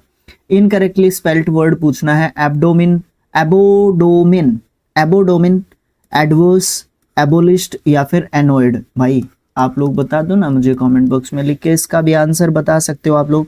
एडवर्स में कोई गलती नहीं है, एनोइड में कोई गलती नहीं है, दो मैंने आपको बता दिए, दो में से जो है चूज आपको एक तरीके से करना है, ठीक है, ये आप जो है मुझे बता सकते हो। एबोलिश नहीं, मुझसे आंसर ही निकलवा लोगे आप लोग, ऐसी बात नहीं है। Select the most appropriate option to fill the blank, he is going to dash the campaign against executive use of dash in local production units. देखो यहाँ पे ऑप्शंस में हमें एक ही वर्ड दे रखा है, एक ही वर्ड मतलब दोनों जगह पे आना है, यानी कि होमोफोन्स या होमोनिम्स का आपका ये क्वेश्चन है। तो यहाँ पे देखो एक ही वर्ड होगा जिसके दो अलग अलग मतलब निकलते होंगे और वो वर्ड यहाँ पे फिट होने वाला होगा। अब मुझे समझना पड़ेगा कि क्या यहाँ पे मैं फिट कर सकता हूँ। देखो, he is going to dash the campaign, वो कैंपेन को स्टार्ट करने जा रहे हैं, तो मतलब प्रोटेस्ट करने जा रहे हैं क्या, कैंपेन को टू प्रोटेस्ट हो सकता है। देखो वर्ब तो सारे ही फर्स्ट है, मतलब यहाँ पे टू प्लस के वर्ब की फर्स्ट फॉर्म होनी है, तो यहाँ पे वर्ब तो हो ही सकता है, इसमें कोई डाउट मुझे यहाँ पे लग नहीं रहा है, ठीक है, यहाँ पे कोई भी दिक्कत लग नहीं रही है एक तरीके से, ठीक है। तो to protest the campaign against, against ही बोल दिया तो कैंपेन बोल दिया तो प्रोटेस्ट की बात नहीं की जा सकती। चलो प्रोटेस्ट में 2 मिनट के लिए रख लेता हूं यहाँ पे, to protest the campaign, to protest the campaign अच्छा नहीं लग रहा, हटाओ इसको। स्पाइस नहीं, combat, combat the use against excessive use of combat in law नहीं। Lead, to lead, to lead, he is going to lead the campaign, हाँ ये सही है, ठीक है, he is going to lead the campaign against executive use, executive use को executive के use के अगेंस्ट जो है वो कैंपेन को लीड करने जा रहा है, और फिर यहाँ पे भी आपका लीड आएगा। Lead in local production units, अब of lead in local production units, जो क्या करता है, लीड करता है लोकल जो प्रोडक्शन यूनिट है आपकी, उसमें जो है आपका ये क्या करता है, लीड करता है। तो जो यहाँ पे लीड है इसका मतलब क्या बनता है, यहाँ पे लीड मतलब नेतृत्व करना, नेतृत्व करना, करना मैंने इसलिए कहा क्योंकि यहाँ पे वर्ब के रूप में ये आ रहा है। दूसरे जो ब्लैंक में आ रहा है वहां पे आप बोल सकते हो इसको एक मुलायम, मुलायम, भारी, या इस तरीके के कुछ जो है मीनिंग्स यहाँ पे इसके निकलने के आ रहे हैं, जो कि लोकल प्रोडक्शन यूनिट में क्या करता है, इस तरीके के यूज ये जो है रखता है। तो इसलिए इसके खिलाफ जो है कैंपेन को वो लीड करने जा रहा है। तो एट लीस्ट आप इसमें लीड रख सकते हो, कोई दिक्कत नहीं आएगी। नेक्स्ट आपका एक और फिलअप आता है, प्लीज टर्न ऑफ, बंद करना, बंद करना, ठीक है। The lights dash living the house, मुझे कमेंट बॉक्स में लिख के इसका आंसर बताओ। बिफोर, ड्यूरिंग, बिटवीन, अमिड क्या आने वाला है। इनकरेक्टली स्पेल्ड वर्ड बताना है, सेंसस, डिसअपॉइंट, कंसीव या फिर डिसअपियर, ये भी आप लोग कमेंट बॉक्स में मुझे लिख के बता रहे हो। 3 क्वेश्चंस आपके लिए इस पर्टिकुलर जो आपकी शिफ्ट है 30 अक्टूबर की सेकंड जो शिफ्ट है उसमें से मैंने आपसे पूछे हैं, बताना है आपको कमेंट बॉक्स में लिख के विद शिफ्ट, कौन सी शिफ्ट है आपकी, ठीक है। अच्छा, यहाँ पे आपको एक सब्स्टिट्यूट करने के लिए क्वेश्चन दिया गया है, Shree did not go to work today as she feeling a bit under the weather. ये जो है आपका मीनिंग है किसके लिए, मतलब ये जो आपका मीनिंग नहीं है, सॉरी, इसका मीनिंग बताना है। ये आपका एक ईडियम हो सकता है, under the weather, feeling a bit under the weather. Under the weather आपका ईडियम होता है जिसमें हम क्या फील करते हैं, नर्वस फील करते हैं, एक्साइटेड फील करते हैं, टायर्ड या फिर इल फील करते हैं, मतलब बीमार जब हम फील करते हैं तो अंडर द वेदर कहने की हम बात करते हैं। नेक्स्ट क्वेश्चन, एंटोनियम बताना होगा अंडरलाइन वर्ड के लिए। The family members described their dream homes architectural elegance। elegance का मतलब आपको क्या देखने को मिल जाता है, elegance का मतलब आपको मतलब सुंदरता, सुंदरता से रिलेटेड आपका देखने को मिलता है। कोर्सनेस आपका क्या होता है, कोर्सनेस का मतलब होता है खुरदरापन, खुरदरापन मतलब वो अच्छा नहीं है देखने में, not attractive, very good, not attractive, not attractive you can say. Grandiosity noun word आपका देखने को मिलता है, ग्रैंडियोसिटी मतलब आपका देखने में बहुत ज्यादा भव्य, भव्यता आप बोल सकते हो। फोर्टिट्यूड मतलब दृढ़ता, इसका तो कोई दूर दूर तक लेना देना नहीं है। ग्लीम का मतलब आपको देखने को मिलता है बिल्कुल चमकदार, ठीक है, क्या चमकदार। तो आपका आंसर क्या आना चाहिए यहाँ पे, एलिजेंस इसका बताना है। एंटोनियम सुंदर का मतलब आपका ये नहीं हो सकता, ये चमकदार तो इसका सिनोनिम हो जाएगा भव्य भी। कोर्सनेस खुरदरापन या फिर देखने में अट्रैक्टिव नहीं होना, तो आपका क्या होगा, कोर्सनेस जो है इसके लिए एंटोनियम हो जाएगा। अच्छा, आगे हमें क्या करना होगा, आगे हमें क्लोज टेस्ट करना होगा। नेक्स्ट जो 5 क्वेश्चंस होंगे 21 से 25 तक आपके क्वेश्चंस हैं, देखते हैं क्या है। एनलाइटनमेंट, ये जो है आपका ज्ञान होता है, जो ज्ञान की प्राप्ति होती है वो आपका एनलाइटनमेंट होता है। जैसे महात्मा बुद्ध जी को ज्ञान प्राप्त हुआ था तो एनलाइटनमेंट हुई थी उनको, ठीक है। तो ये थोड़ा सा पैसेज आपका थोड़ा सा है ना, क्या है कि गहराई वाली बातों का है, तो इसलिए इसमें मैं थोड़ा सा स्पीड से भी चल सकता हूँ, लेकिन बात आपको समझाने की पूरी कोशिश करूंगा अपनी तरफ से। जैसे पहले क्वेश्चन मुझे लग रहा था, डाउट लग रहा था उसमें मुझे कि मुझे वो अच्छे तरीके से समझाना है, तो वो वाली बात आपकी देखने को मिलती है। देखो, the enlightenment sometimes known as the age of reason is described as the period of dash scientific political change from responses. देखो यहाँ पे आपको एस्पीशियस दे रखा है, मैलिशियस दे रखा है, क्वेश्चंस दे रखा है, रिग्रेस यहाँ पे आपको दे रखा है, ठीक है। तो यहाँ पे आप क्या कहोगे, यहाँ पे आप देखो सबसे पहले तो ये देखो कि हमें कहा क्या गया है, एनलाइटनमेंट समटाइम्स नॉन, एनलाइटनमेंट को कई बार कहा जाता है एज ऑफ रीजन, कारण, आयु का कारण, कुछ इस तरीके की बात कह रहा है, ये कहा जाता है। इसको डिस्क्राइब किया जाता है एक पीरियड के रूप में जो डैश का पीरियड होता है, जो साइंटिफिक पॉलिटिकल चेंज के रिस्पॉन्सेस जो होते हैं उनसे जो है ये निकल के एक तरीके से आता है। तो इसमें से हम किसको यहाँ पे लेके आए, इसमें से हम लेके आते हैं रिग्रेस को। रिग्रेस जो है मैं यहाँ पे फिल कर देता हूँ। इसका मतलब क्या हो जाता है सर, रिग्रेस का मतलब आपको देखने को मिलता है भैया जो बहुत ज़्यादा गहरे ज्ञान की बात करता है और केयरफुली जो है बात करता है। मतलब क्या है, जो एनलाइटनमेंट जो होता है उसको एज ऑफ रीजन बोलते हैं, है ना। और उसको डिस्क्राइब किया जाता है, मतलब इस तरीके से उसको डिस्क्राइब किया जाता है कि बड़े सावधानी से हम उसके बारे में बात करते हैं, जब चाहे मतलब हमको बहुत ही कड़ी वैज्ञानिक, राजनीतिक या फिर दार्शनिक यानी कि फिलोसफिकल बातें भी इसमें एक तरीके से हो सकती हैं, ठीक है। तो उन चीज़ों को बड़ा केयरफुली हमें एक तरीके से समझना, जांचना, परखना चाहिए। आगे क्या है, तो मैंने इसमें रिग्रेस फिल कर दिया, ठीक है।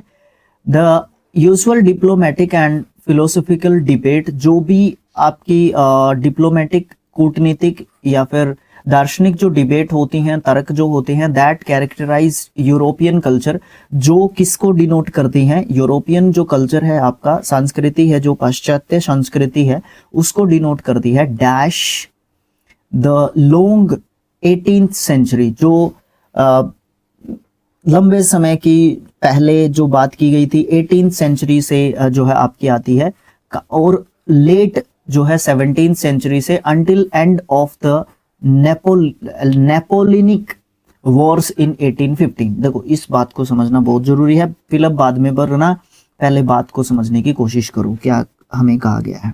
देखो एक चीज जरूर कही गई है हमें कि जो भी आपकी डिप्लोमेटिक या फिर फिलोसफिकल जो डिबेट्स हैं आपकी, जो क्या करती हैं, जो कैरेक्टराइज करती हैं यूरोपियन कल्चर को, जो लंबे समय की बात करता है, जो 18वीं यानी कि 17वीं शताब्दी के एंड से लेके ने 18वीं शताब्दी के जो है अंदर चली जाती है बात, और यहाँ तक चली जाती है बात, जो नेपोलिक वॉर्स हुए थे 1815 तक, यहाँ तक जो है आपकी बात आती है। मतलब 17वीं से 18वीं शताब्दी के बाद जो है कॉन्टिन्यूसली ये जो डिबेट्स हैं डिप्लोमेटिक और फिलोसफिकल जो है ये एक तरीके से चलती हैं, जो कि किसको डिनोट करती हैं, यूरोपियन जो कल्चर है उसको एक तरीके से डिनोट करती हैं। तो ये किसके बारे में बात करती हैं, about the long, over with, through out या अलोंग विद। अलोंग विद की बात नहीं करेंगे हम, थ्रू आउट की बात करेंगे। थ्रू आउट THRO होता है भाई, through THROUGHTOUT, through out.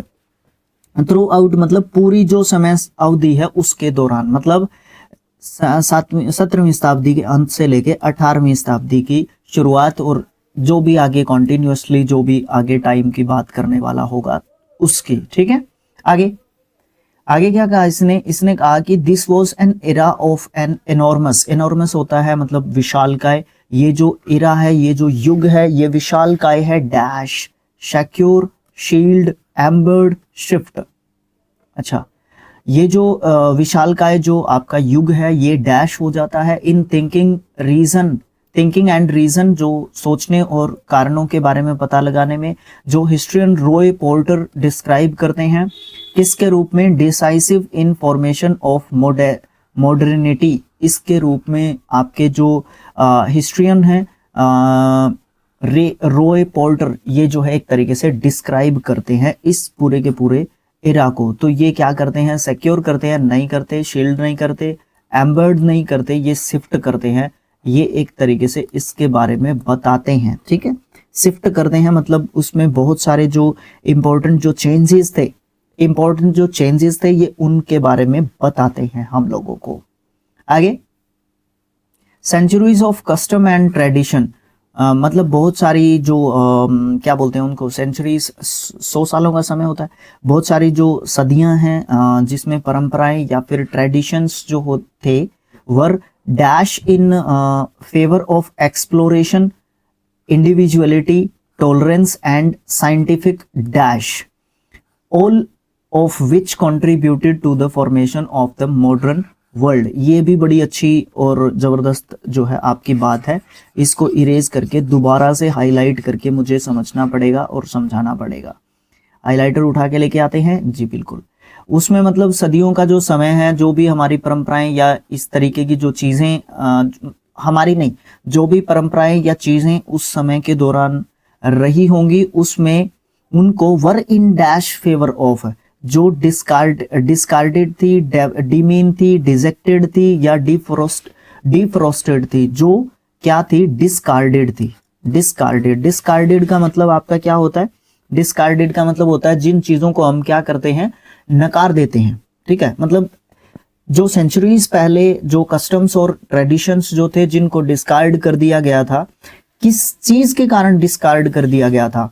Favour करने के लिए किसका? एक्सप्लोरेशन का। मतलब हम आने वाले समय में आगे साइंटिफिक रिसर्च करेंगे, इस तरीके की चीजें करेंगे, उन चीजों के कारण जो है उसको क्या कर दिया था गया था, डिस्कार्ड कर दिया गया था उन कस्टम्स या फिर ट्रेडिशंस को।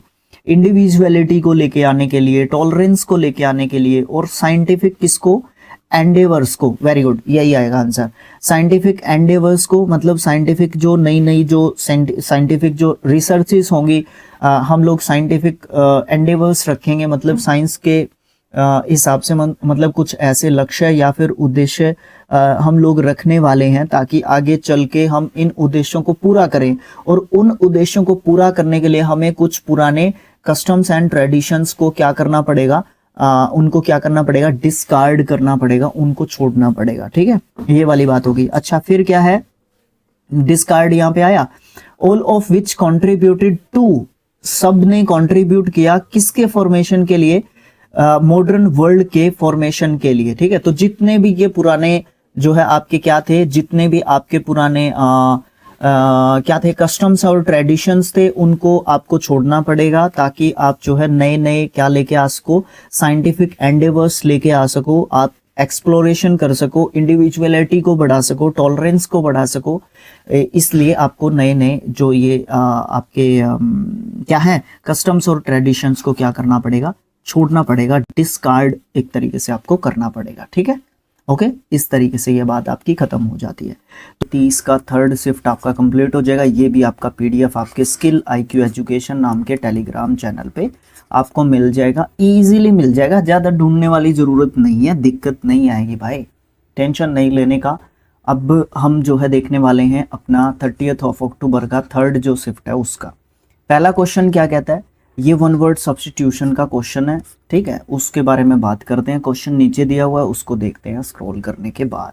देखो क्या है, वी वेंट टू बाउ बाजार इन कोलकाता। कोलकाता में एक जगह है, to see the buildings for the lodging and accommodation of soldiers. मतलब हम जो है बाउ बाजार गए थे कोलकाता के अंदर देखने के लिए जो बिल्डिंग्स हैं, लॉजिंग जो है या अकोमोडेशन है सोल्जर्स के लिए। मतलब उन चीज़ों को क्या बोलते हैं जो सोल्जर्स से रिलेटेड आपकी होती हैं? बैरक्स। हाँ, ऑप्शन नंबर 1 ही यहाँ पे आपका सही आंसर हो जाएगा। उनको हम बैरक बोलते हैं। बैरक आपकी क्या होती हैं? ऐसी बिल्डिंग्स होती हैं जो सोल्जर्स के लिए, मतलब सोल्जर्स से रिलेटेड होती है। हॉस्टल आपको पता है, छात्रावास एक तरीके से होता है। ठीक है, अच्छा, पैडॉक्स आपका क्या देखने को मिलता है? जहाँ पे घोड़े रहते हैं, गुड़साल जहाँ पे घोड़े रहते हैं, गुड़साल उसको बोलते हैं। मिंट होती है, टकसाल जहाँ पे सिक्के ढाले जाते हैं, जहाँ पे क्या होता है सिक्के ढाले जाते हैं, उसको हम क्या बोलते हैं?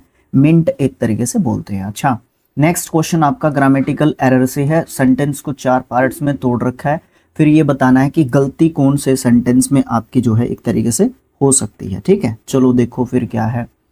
यहाँ पे है सेंटेंस हमारा, ये कहता है कि the company decided two phase up it's outdated technology and embrace innovation. अच्छा, कंपनी जो है उसने डिसाइड कर लिया है फेज अप करने के लिए उसके जो आउटडेटेड टेक्नोलॉजी है उसको। फेज अप करने के लिए, फेज अप करना नहीं बोलते, यहाँ पे ही गलती है, यहाँ पे गलती है। फेज आउट करने के लिए मतलब उसको नकार रहे हैं वो। ठीक है, नकारना आप इसको बोल सकते हो, फेज आउट कहेंगे आप, फेज अप नहीं कहेंगे। तो कौन से में दिक्कत है?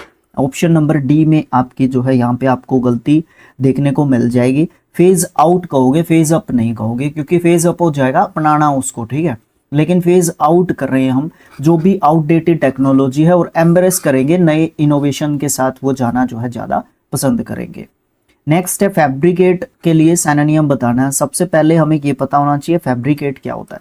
फैब्रिकेट का मतलब होता है गढ़ना या बुनना आप बोल सकते हो। ठीक है, या प्रोड्यूस करना। ठीक है, प्रोड्यूस करना। कंस्ट्रक्ट ये भी यही होता है। ठीक है, कंस्ट्रक्ट मतलब संरचना करना किसी चीज़ की। ठीक है, संरचना करना, बनाना किसी चीज़ को। ठीक है, ये सब मतलब हो सकते हैं। फैसिनेट क्या होता है? फैसिनेट का मतलब आपको जो है क्या देखने को मिल जाएगा? फैसिनेट का मतलब होता है टू अट्रैक्ट, यानी कि मोहित करना, यानी कि आकर्षित करना, ठीक है, आकर्षित करना, ठीक है, ये सब बोल सकते हो, मैं वर्ब के रूप में बता रहा हूँ ये। गारमेंट्स आपके कपड़ों से रिलेटेड होता है। फ्लोरल मतलब related to flowers, related to flowers, flowers यानी कि फूल से आपका जो है संबंधित एक तरीके से ये हो जाता है। तो इसमें क्या था, फैब्रिकेट था, फैब्रिकेट मतलब गढ़ना या बुनना या बनाना या प्रोड्यूस करना, तो कंस्ट्रक्ट भी वही होता है, ठीक है। वो एक अलग बात है कि अलग अलग सिचुएशन या डिफरेंट सिचुएशंस में इसको यूज किया जाता है। नेक्स्ट आपका क्या देखने को मिलता है, आपको सिनोनिम अगेन बताना है। Fantastic, fantastic, fanciful, graceful, practical या फिर डेलिकेट, ये मुझे कमेंट बॉक्स में लिख के आप लोग बता रहे हो। आपसे पहले भी मैं बहुत सारे क्वेश्चंस पूछ चुका हूँ, सारे के सारे कमेंट बॉक्स में आपने लिखने हैं। अगला एप्रोप्रिएट सिनोनिम बताना है अंडरलाइंड वर्ड के लिए जो भी नीचे सेंटेंस में दे रखा है, ठीक है। तो you must adhere to the rules of this place. अब अधीर का मतलब यहाँ पे क्या होता है, पहले तो हम लोग ऑप्शंस को भी साथ में ले आते हैं। हाँ जी बिल्कुल, अधीर, अधीर का मतलब आपको यहाँ पे क्या देखने को मिलता है, इसका मतलब यहाँ पे मस्ट के बाद आ रहा है तो वर्ब का फर्स्ट फॉर्म है, इसका मतलब पालन करना, ठीक है, मानना, ठीक है। क्या कर और क्या कह सकते हैं, कोई दो मीनिंग हिंदी में बतेरे। अब यहाँ पे कंप्लाई, कंप्लाई, कंप्लाइड, कंप्लाइड, इसका सेकंड एंड थर्ड फॉर्म जो है आपका एक तरीके से आपको देखने को मिलता है। इसका भी सेम ही मतलब होता है, पालन करना या पालना करना या मानना, ठीक है, ये सब मतलब बोल सकते हो। सिनोनिम में पूछा था, सिनोनिम में पूछा था, हाँ, ऑप्शन नंबर 1 आपका सही आंसर हो जाएगा। रिमेंबर आपको पता है, स्ट्रिक्ट आपको पता है, अवेयर आपको पता है, तो आपके यहाँ पे स्ट्रिक्ट को छोड़ के आपके जो है बाकी सब वर्ब्स आपको देखने को मिलते हैं। आगे क्या है, एडजेक्टिव को फिल करना है हम लोगों ने ऑप्शन में, ठीक है, जो फिलअप है आपका उसके अंदर आपको फिलअप करना होगा। After coming from a long journey he said it feels dash so to be blame, sorry to be home. देखो after coming from long journey, long journey से आने के बाद उसने कहा इट फील्स डैश, वो फील करते हैं better, good, much good, best, वो गुड फील करते हैं। वो कैसा फील करते हैं, गुड फील करते हैं, अच्छा फील करते हैं जब भी वो जो है घर पे पहुंचते हैं आफ्टर लॉन्ग जर्नी, ठीक है, जर्नी का ना, हाँ जी। अगला क्वेश्चन हमसे वन वर्ड सब्स्टिट्यूशन के रूप में पूछ रहा है, ए वर्ड, नंबर और other figure that looks the same when viewed और रोटेटेड अपसाइड डाउन। देखो इसका मतलब क्या होता है, ये अलग जो है आपके सारे के सारे ऑप्शंस भी जो है इस तरीके के हैं कि मतलब डिफाइन करने लग जाऊंगा तो बहुत ज़्यादा टाइम लगने वाला है, बट मैं थोड़ा सा स्पीड से निकलने की कोशिश करूंगा इनमें से, क्योंकि इम्पोर्टेंस भी रखते हैं लेकिन उस लेवल पे भी नहीं रखते। दोनों ही तरीके की यहाँ पे आपको बात देखने को मिल जाती है। एक ऐसा वर्ड हो सकता है, नंबर हो सकता है या कोई फिगर हो सकती है जो एक जैसा सा दिखता है जब उसको देखते हैं या फिर उसको रोटेट करते हैं अपसाइड डाउन, मतलब आगे पीछे से जब भी उसको देखते हैं तो वो आपका होता क्या है, ठीक है, वो आपका क्या होता है, वो आपका जो है भैया आपको देखने को मिलता है अभिग्रम, ठीक है, अभिग्रम, ठीक है, अभिग्रम वो आपको देखने को मिलता है जब उसको आगे पीछे दोनों तरफ से जब हम उसको करके देखते हैं, रोटेट वगैरह करके देख सकते हैं, वर्ड्स में हो चाहे नंबर्स में हो, उसको अभिग्रम बोलते हैं, ठीक है। अच्छा, फिर यहाँ पे आता है एनाडिप्लोसिस। एनाडिप्लोसिस क्या होता है, एनाडिप्लोसिस एक ऐसा फिगर होता है, ठीक है, एक ऐसा फिगर को आप जो है एनाडिप्लोसिस बोलते हैं जो स्पीच का फिगर होता है और उसमें एक वर्ड होता है या फिर फ्रेज होता है जो क्या होता है, दोनों तरह से एक सेंटेंस या फिर क्लोज के अंदर शुरुआत में या लास्ट में आपको कुछ इस तरीके का देखने को मिलेगा। कहने का मतलब क्या है, देखो मैं यहाँ पे आपको इस क्वेश्चन को यहाँ से छोड़ देता हूँ मैं, क्योंकि इसको यहाँ पे डिफाइन करना मुझे अच्छा नहीं लग रहा है, क्योंकि मैं इसको या तो मैं हाव भाव के साथ इसको अच्छे से समझा सकता हूँ, या फिर इसके लिए स्पेशली 10-15 मिनट का क्लास होना चाहिए, 10-15 मिनट का एटलीस्ट होना चाहिए। हिंदी में हम अलंकार करते हैं ना, अनुप्रास लिख रहा था मैं भी, अलंकार, तो ये आपके सारे के सारे अलंकार होते हैं, एनाग्राम या फिर एलिट्रेशन, ठीक है, ये आपका अनुप्रास अलंकार होता है, एलिट्रेशन, ठीक है। तो अब यहाँ पे इस क्वेश्चन को ये मान के चलो कि मैंने आपको करवाया ही नहीं, बस इस क्वेश्चन को मैंने आपको सीधा ऑप्शंस के साथ समझा दिया, जो कि मुझे अच्छा नहीं लग रहा है, बट मुझे इसको यहाँ पे छोड़ना पड़ेगा, नहीं तो बहुत ज़्यादा लंबा समय इस पर्टिकुलर क्वेश्चन को करवाने के लिए मुझे लग जाएगा। अगला, select the option that will improve the underlying part of the given sentence. The sports teacher show across the game punished the students who were cheating in the game. देखो क्या है कि across आप यहाँ पे रख सकते हो क्या? The sports teacher show, sports teacher ने देखा, across नहीं कह सकते आप यहाँ पे। underneath, beside, through, beneath, यहाँ पे आप through कहोगे, through, ठीक है, थ्रू कहोगे, मतलब पूरे गेम के दौरान देखा टीचर ने, स्पोर्ट्स टीचर ने एक्चुअली, और उनको पनिश किया जो स्टूडेंट्स चीट कर रहे थे गेम के अंदर, ठीक है। अच्छा, आगे चलते हैं हम लोग। आगे क्या है हमारा, आगे आपको देखने को मिल रहा है इनकरेक्टली स्पेल्ड वर्ड, जो है हम लोगों ने एक तरीके से यहाँ पे बताना होगा, ठीक है। इनकरेक्टली स्पेल्ड वर्ड जो है आपका क्या देखने को मिलेगा आपको, विजिलेंटे,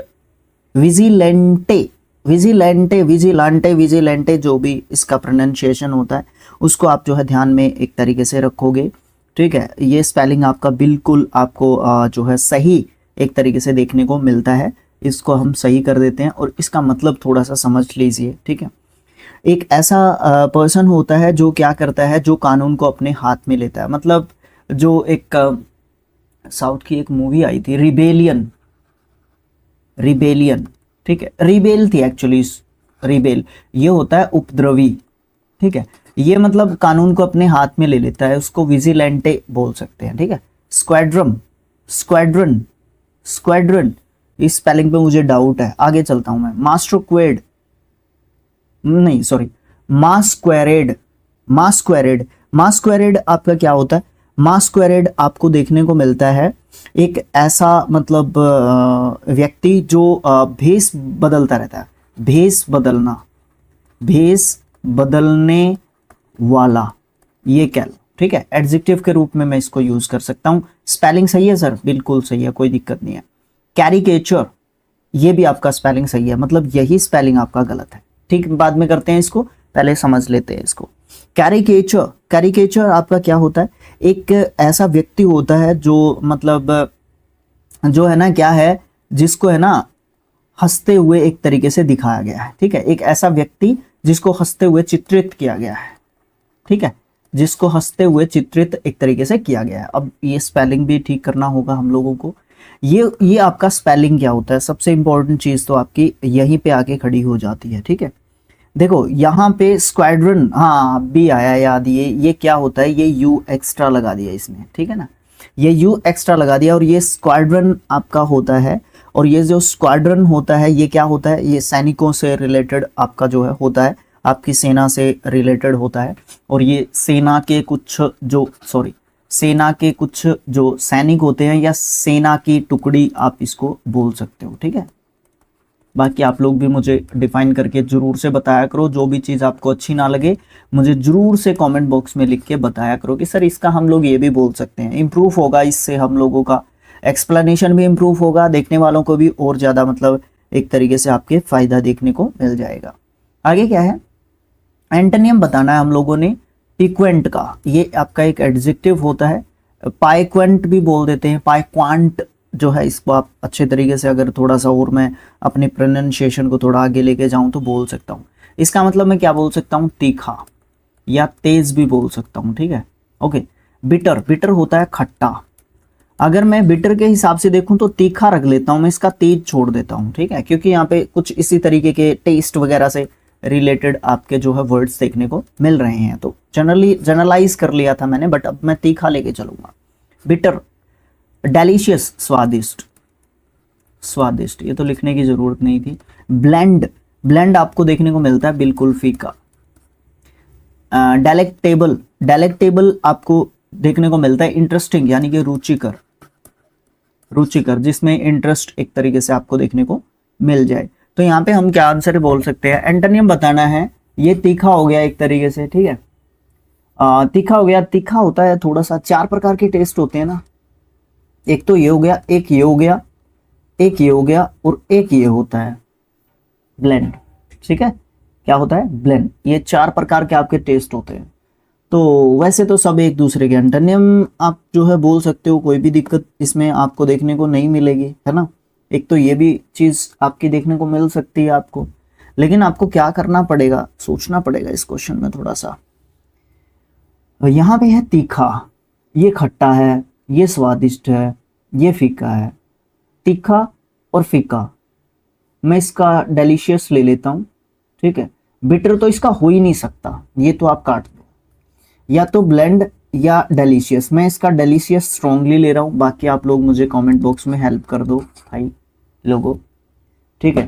भाई लोग आप मुझे हेल्प करें कि इसमें मतलब ब्लेंड ले सकते हैं या डेलिशियस भी लेना चाहिए। मतलब ये तो तीखा हो गया भोजन, ठीक है। मान लो मिर्ची ज़्यादा हो गई, ठीक है, तो उसको हम इंटरेस्टिंग या फिर स्वादिष्ट जो है एक तरीके से कैसे उसको हम जो है बना सकते हैं मतलब, ठीक है ना। ये वाली बात आपको देखने को मिल जाएगी। आगे आपको देखने को मिलेगा इनकरेक्टली स्पेल्ड वर्ड बताना है। Chronology, soliloquy, competent sorry, protein. आपका प्रोटीन का स्पेलिंग आपको जो है बिल्कुल ठीक जो है देखने को मिल जाता है। कॉम्पिटेंट भी ठीक है, विरोधी। सोलिलोक्वाई जहां पे आपको देखने को मिलेगा रिलेटेड टू लैंग्वेज, आपका जो है आप बोल सकते हो, कोई दिक्कत नहीं आएगी। ऑप्शन नंबर ए आपका बिल्कुल सही आंसर होगा, जिसमें आपकी गलती आपको देखने को मिलती है। LOGY लजी मतलब स्टडी, ठीक है। और समय की स्टडी को आप जो है क्रोनोलॉजी एक तरीके से आप बोलते हो, ठीक है। और यहाँ पे स्पेलिंग में सर गलती क्या आपको देखने को मिल रही है, CHORONO, क्रोनोलॉजी, CHO नहीं होता भाई, इसमें CHRO होता है, क्रोनोलॉजी ऐसा होता है, ठीक है। ये आपकी फिर स्पेलिंग ठीक हो जाएगी। बाकी इनको डिफाइन करने की ज़्यादा जरूरत नहीं थी।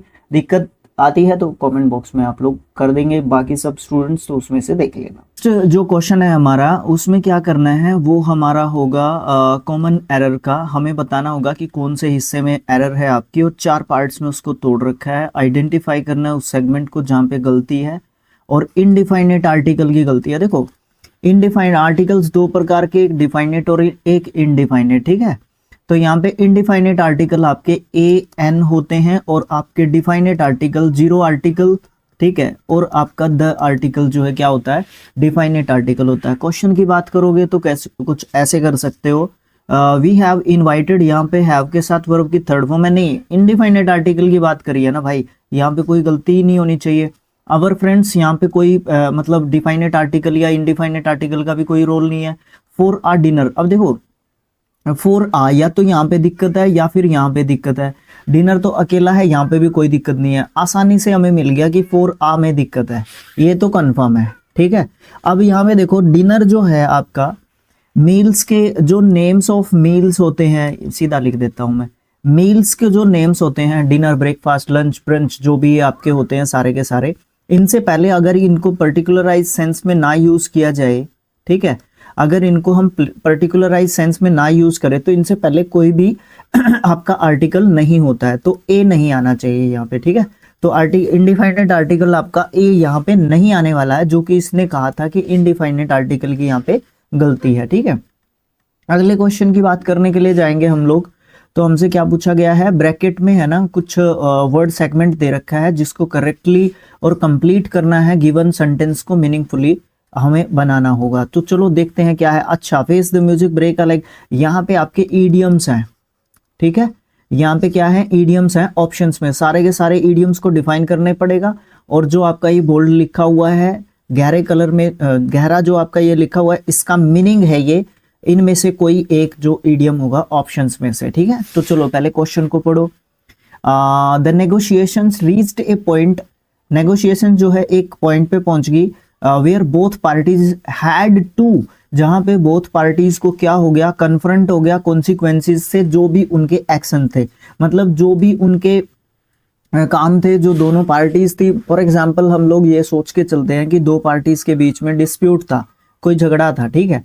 तो उनको जो है एक साथ जो है बैठाया गया और फिर कन्फ्रंट किया गया, उनके जो कॉन्सिक्वेंसेस, जो भी उनके आपस के डिस्प्यूट थे, जो भी उनका झगड़ा था, उनके जो एक्शंस होंगे वो उनका रिजल्ट निकाल लेंगे। बस सीधी सी सरल सिंपल बात ये है, ठीक है। एंड मेक टफ डिसीजंस, अब देखो अगर डिसीजंस उनके हैं तो टफ डिसीजंस भी उनके ही होंगे, ठीक है ना। दोनों पार्टीज के अगर टफ डिसीजंस हैं तो जो रिजल्ट्स होंगे, जो कॉन्सिक्वेंसेस निकलेंगे वो भी उनके लिए ही निकलेंगे, ठीक है। तो देखते हैं कौन सी जो आपके ईडियम है वो इस बात को कंप्लीट करती है, ठीक है। तो सबसे पहला आता है face the music. Face the music का मतलब आपको देखने को मिलता है जो भी आप काम करोगे उसका परिणाम आपको ही भुगतना पड़ेगा। मैं यहाँ पे लिख देता हूं परिणाम भुगतना, ठीक है, परिणाम भुगतना, ठीक है। जो भी आप करोगे, अच्छा करोगे अच्छा परिणाम मिलेगा, बुरा करोगे तो बुरा मिलेगा, ये बात आपकी है। Face the music, face the situation इसको मैं बोलता हूँ।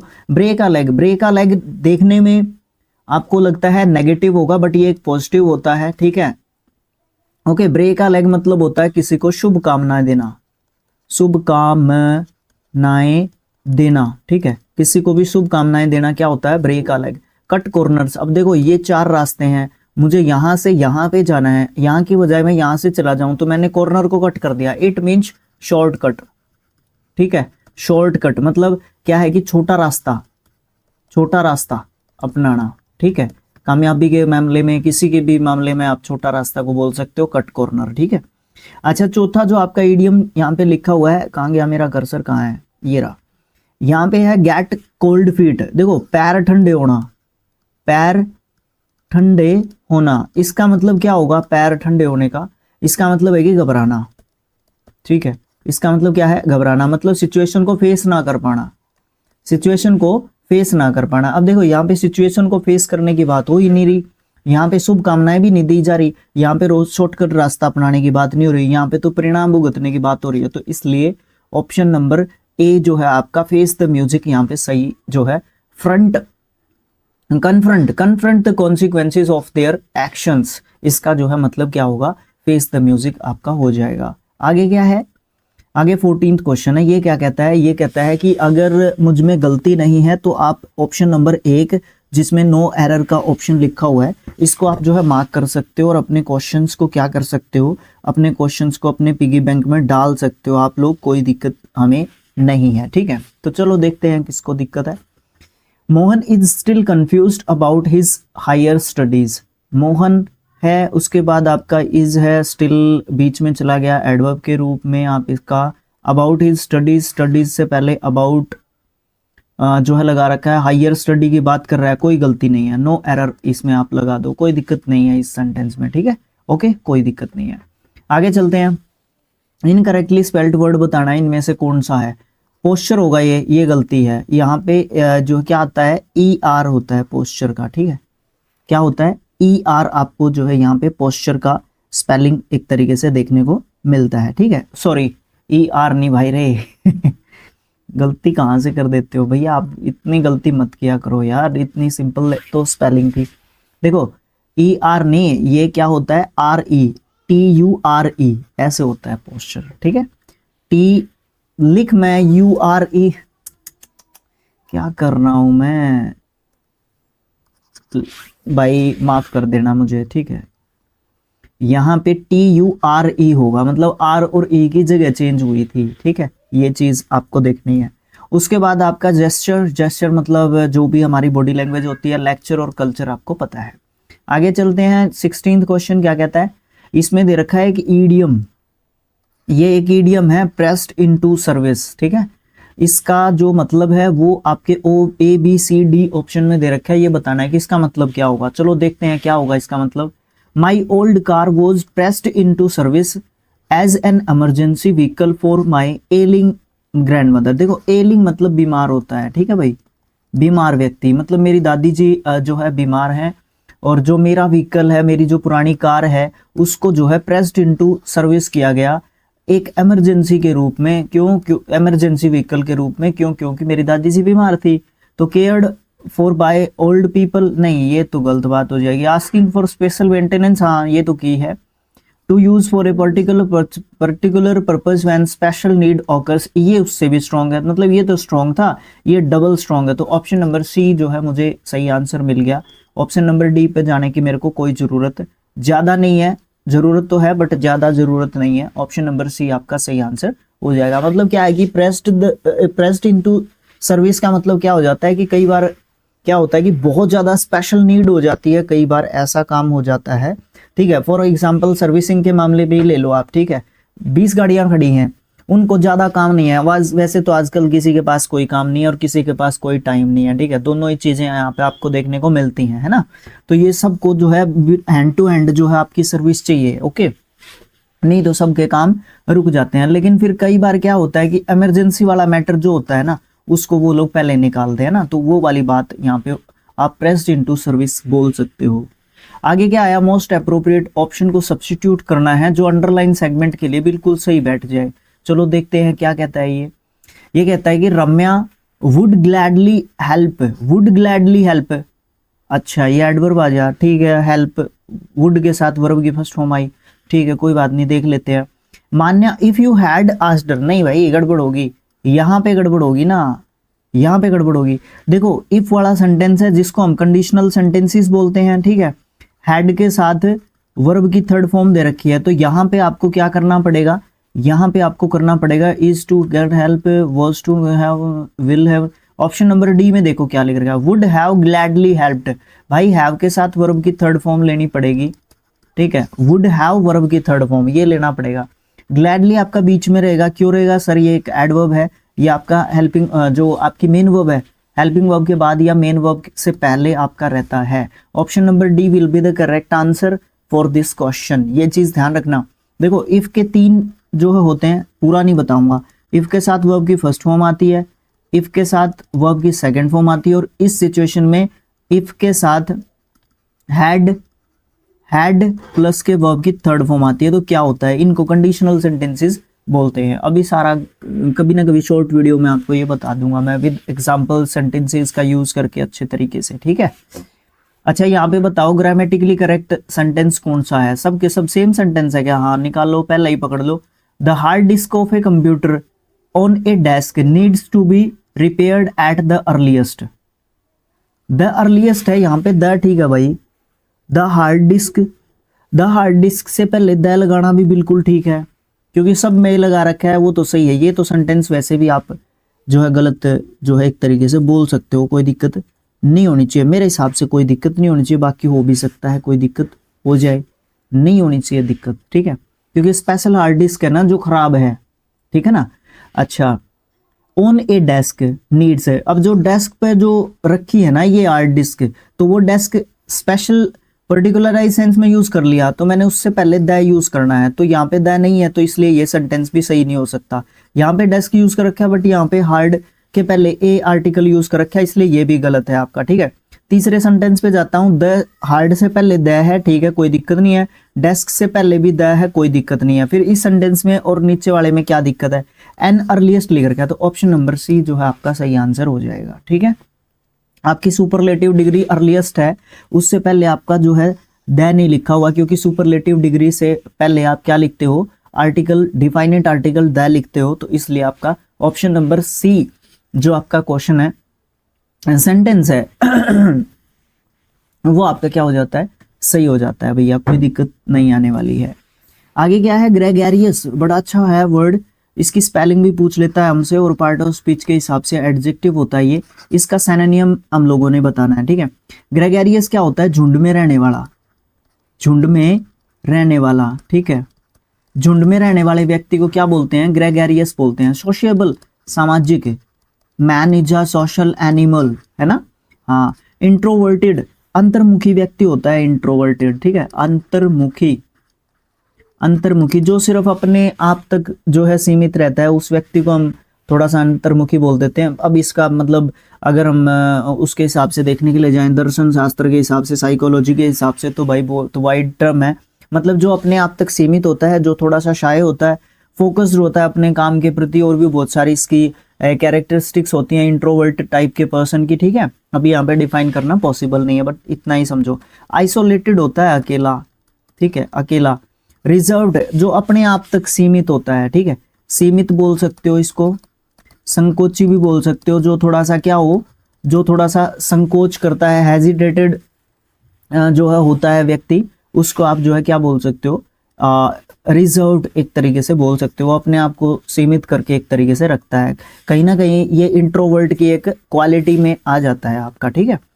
तो देखो झुंड में रहने वाला कौन होता है, ग्रेगेरियस होता है। इसका सैनोनियम बताना है, तो इसका सैनोनियम जो है आप क्या कहोगे, सोशिएबल कहोगे, जो सबके साथ मिलके रहता है, मिलकर रहने वाला। सामाजिक आदमी कौन होता है, जो मिलके रहता है ना। तो आपका सोशिएबल उस हिसाब से इसका क्या हो जाता है, सैनोनियम हो जाता है। आइसोलेटेड इसके लिए एंटोनियम हो सकता है, बाकी सब इसके लिए एंटोनियम ही हो जाएंगे कहीं ना कहीं। इंट्रोवर्ट भी अकेला रहता है, रिजर्व्ड भी अकेला रहता है, और फिर आइसोलेटेड तो अकेला रहता ही है। अगला क्वेश्चन है भाई साहब ग्रामेटिकल एरर का, इसमें गलती बतानी हम लोगों ने क्या है। क्वेश्चन को और ऑप्शंस को मैं साइड में ले आता हूं, बिल्कुल सही है। देखो, द मैनेजर हैड थ्रोन, ठीक है, वर्ब की थर्ड फॉर्म हैड के साथ लगा रखी है। अब ये हेल्पिंग, ये इसका फ्रेजल वर्ब का एक तरीके से काम कर देगा। The drunk people inside sitting inside his office premises. Premises होता है भाई साहब, मैं क्या कहूँ उसको, बरामदा कहूँ क्या, बरामदा कहूँ, या जो भी मतलब ऑफिस का जो प्रीमाइस मतलब दायरा कहूँ, क्या कहूँ भाई मैं प्रीमाइसिस को, मतलब जो भी है उसके ऑफिस के अंदर की मतलब एक तरीके से बात है, ठीक है। प्रीमाइसिस मैं उसको बोल देता हूँ, ठीक है। तो यहाँ पे आप क्या कहोगे, यहाँ पे देखो भाई, सबसे पहले क्या कहा, the manager had throne up the drunk people sitting inside his office premises. हाँ, ये तो सबसे इंपॉर्टेंट बात बोल दी इसने क्या किया, मैनेजर ने क्या कर चुका था, मैनेजर फेंक चुका था। तो थ्रोन अप मत को ना भाई, ठीक है ना, थ्रोन आउट को। और कहां से उसने आउट कर दिया था, उसके ऑफिस। भाई मैं समझाता हूं देसी तरीके से, ठीक है। ये आपका ऑफिस है, यहाँ पे 4 बंदे बैठ के ड्रिंकिंग कर रहे हैं, ठीक है, शराब पी रहे हैं, ओके। आप आए अपने ऑफिस में, आपने देखा कि यहाँ पे ड्रिंकिंग चल रही है, तो आपने इनको उठा के बाहर फेंक दिया। और ये आपका क्या है, प्रीमाइसिस है, किसका, ऑफिस का प्रीमाइसिस है, ठीक है। तो ये वाली बात है। तो आप उसको थ्रोन अप नहीं कहोगे, आप उनको थ्रोन आउट कहोगे। बाहर फेंक दिया ना आपने, किससे, ऑफिस के प्रीमाइसिस से, ठीक है। तो आप क्या कहोगे यहाँ पे, थ्रोन आउट। अब गलती किसमें है, ठीक करना है क्या करना है इसका, अच्छा गलती ढूंढनी है, बस ओनली गलती ढूंढनी है। तो आप ऑप्शन नंबर सी से आप गलती ढूंढ सकते हो, आपकी जगह पे आउट आ जाएगा। इतना ही है बस, और कोई दिक्कत नहीं है इसमें। क्लोज टेस्ट की बात करने के लिए जाओगे, क्लोज टेस्ट में डायरेक्शन दे रखी है 21 से 25 सेंटेंस तक। Man it would seem has dash from arboreal apps. Apps होते हैं एपेज, सॉरी एप्स नहीं एपेज होते हैं बंदर, ठीक है। तो कहने का मतलब ये है कि आदमी जो है ना, ये मान लिया जाता है कि आदमी जो है ना वो क्या है, हैज के बाद आनी चाहिए आपकी वर्ब की थर्ड फॉर्म। लेकिन जैसे ही मैं ऑप्शंस के पास जाता हूँ, सब मुझे थर्ड फॉर्म एक तरीके से दिखाई दे रहे हैं। तो ये तो हिंदी के हिसाब से पता चलना पड़ेगा बात क्या है। अच्छा, डिसेंडेड, रिकमेंडेड, एसेंडेड और आपका एक्सटेंडेड, ये तो होने वाला नहीं है। अच्छा, क्या है, आदमी जो है ये लगता है, ये प्रतीत होता है कि ये आर्बोरियल थे, जो बंदर हैं उनके, मतलब हमें ये माना गया है, ह्यूमन बीइंग्स को, आदमियों को ये माना गया है कि बंदरों के हम मतलब बंदर हमारे वंशज रहे हैं। तो डिसेंडेड, ठीक है, option number A descended. Descended का मतलब होता है एक वंश या किसी भी मतलब जाति से बिलोंग करना। तो डिसेंडेड है ना, डिसेंड, ओके। ये तो हो गया कंप्लीट। आगे क्या है, they lived a happy life in tropical forest eating coconuts and when they were hungry and thrown up them to each other without when they were not. देखो यहाँ पे, अब भाई मैं हाथ से पढ़ाने लग गया, जैसे कि क्लास में पढ़ा रहा हूँ, यहाँ पे निशान लगाया नहीं। आप तो स्क्रीन पे देखोगे ना, इसको भूल गया मैं आज, पता नहीं कैसे भूल गया। जनरली वीडियो ही रिकॉर्ड तो करता हूँ मैं, कोई नहीं।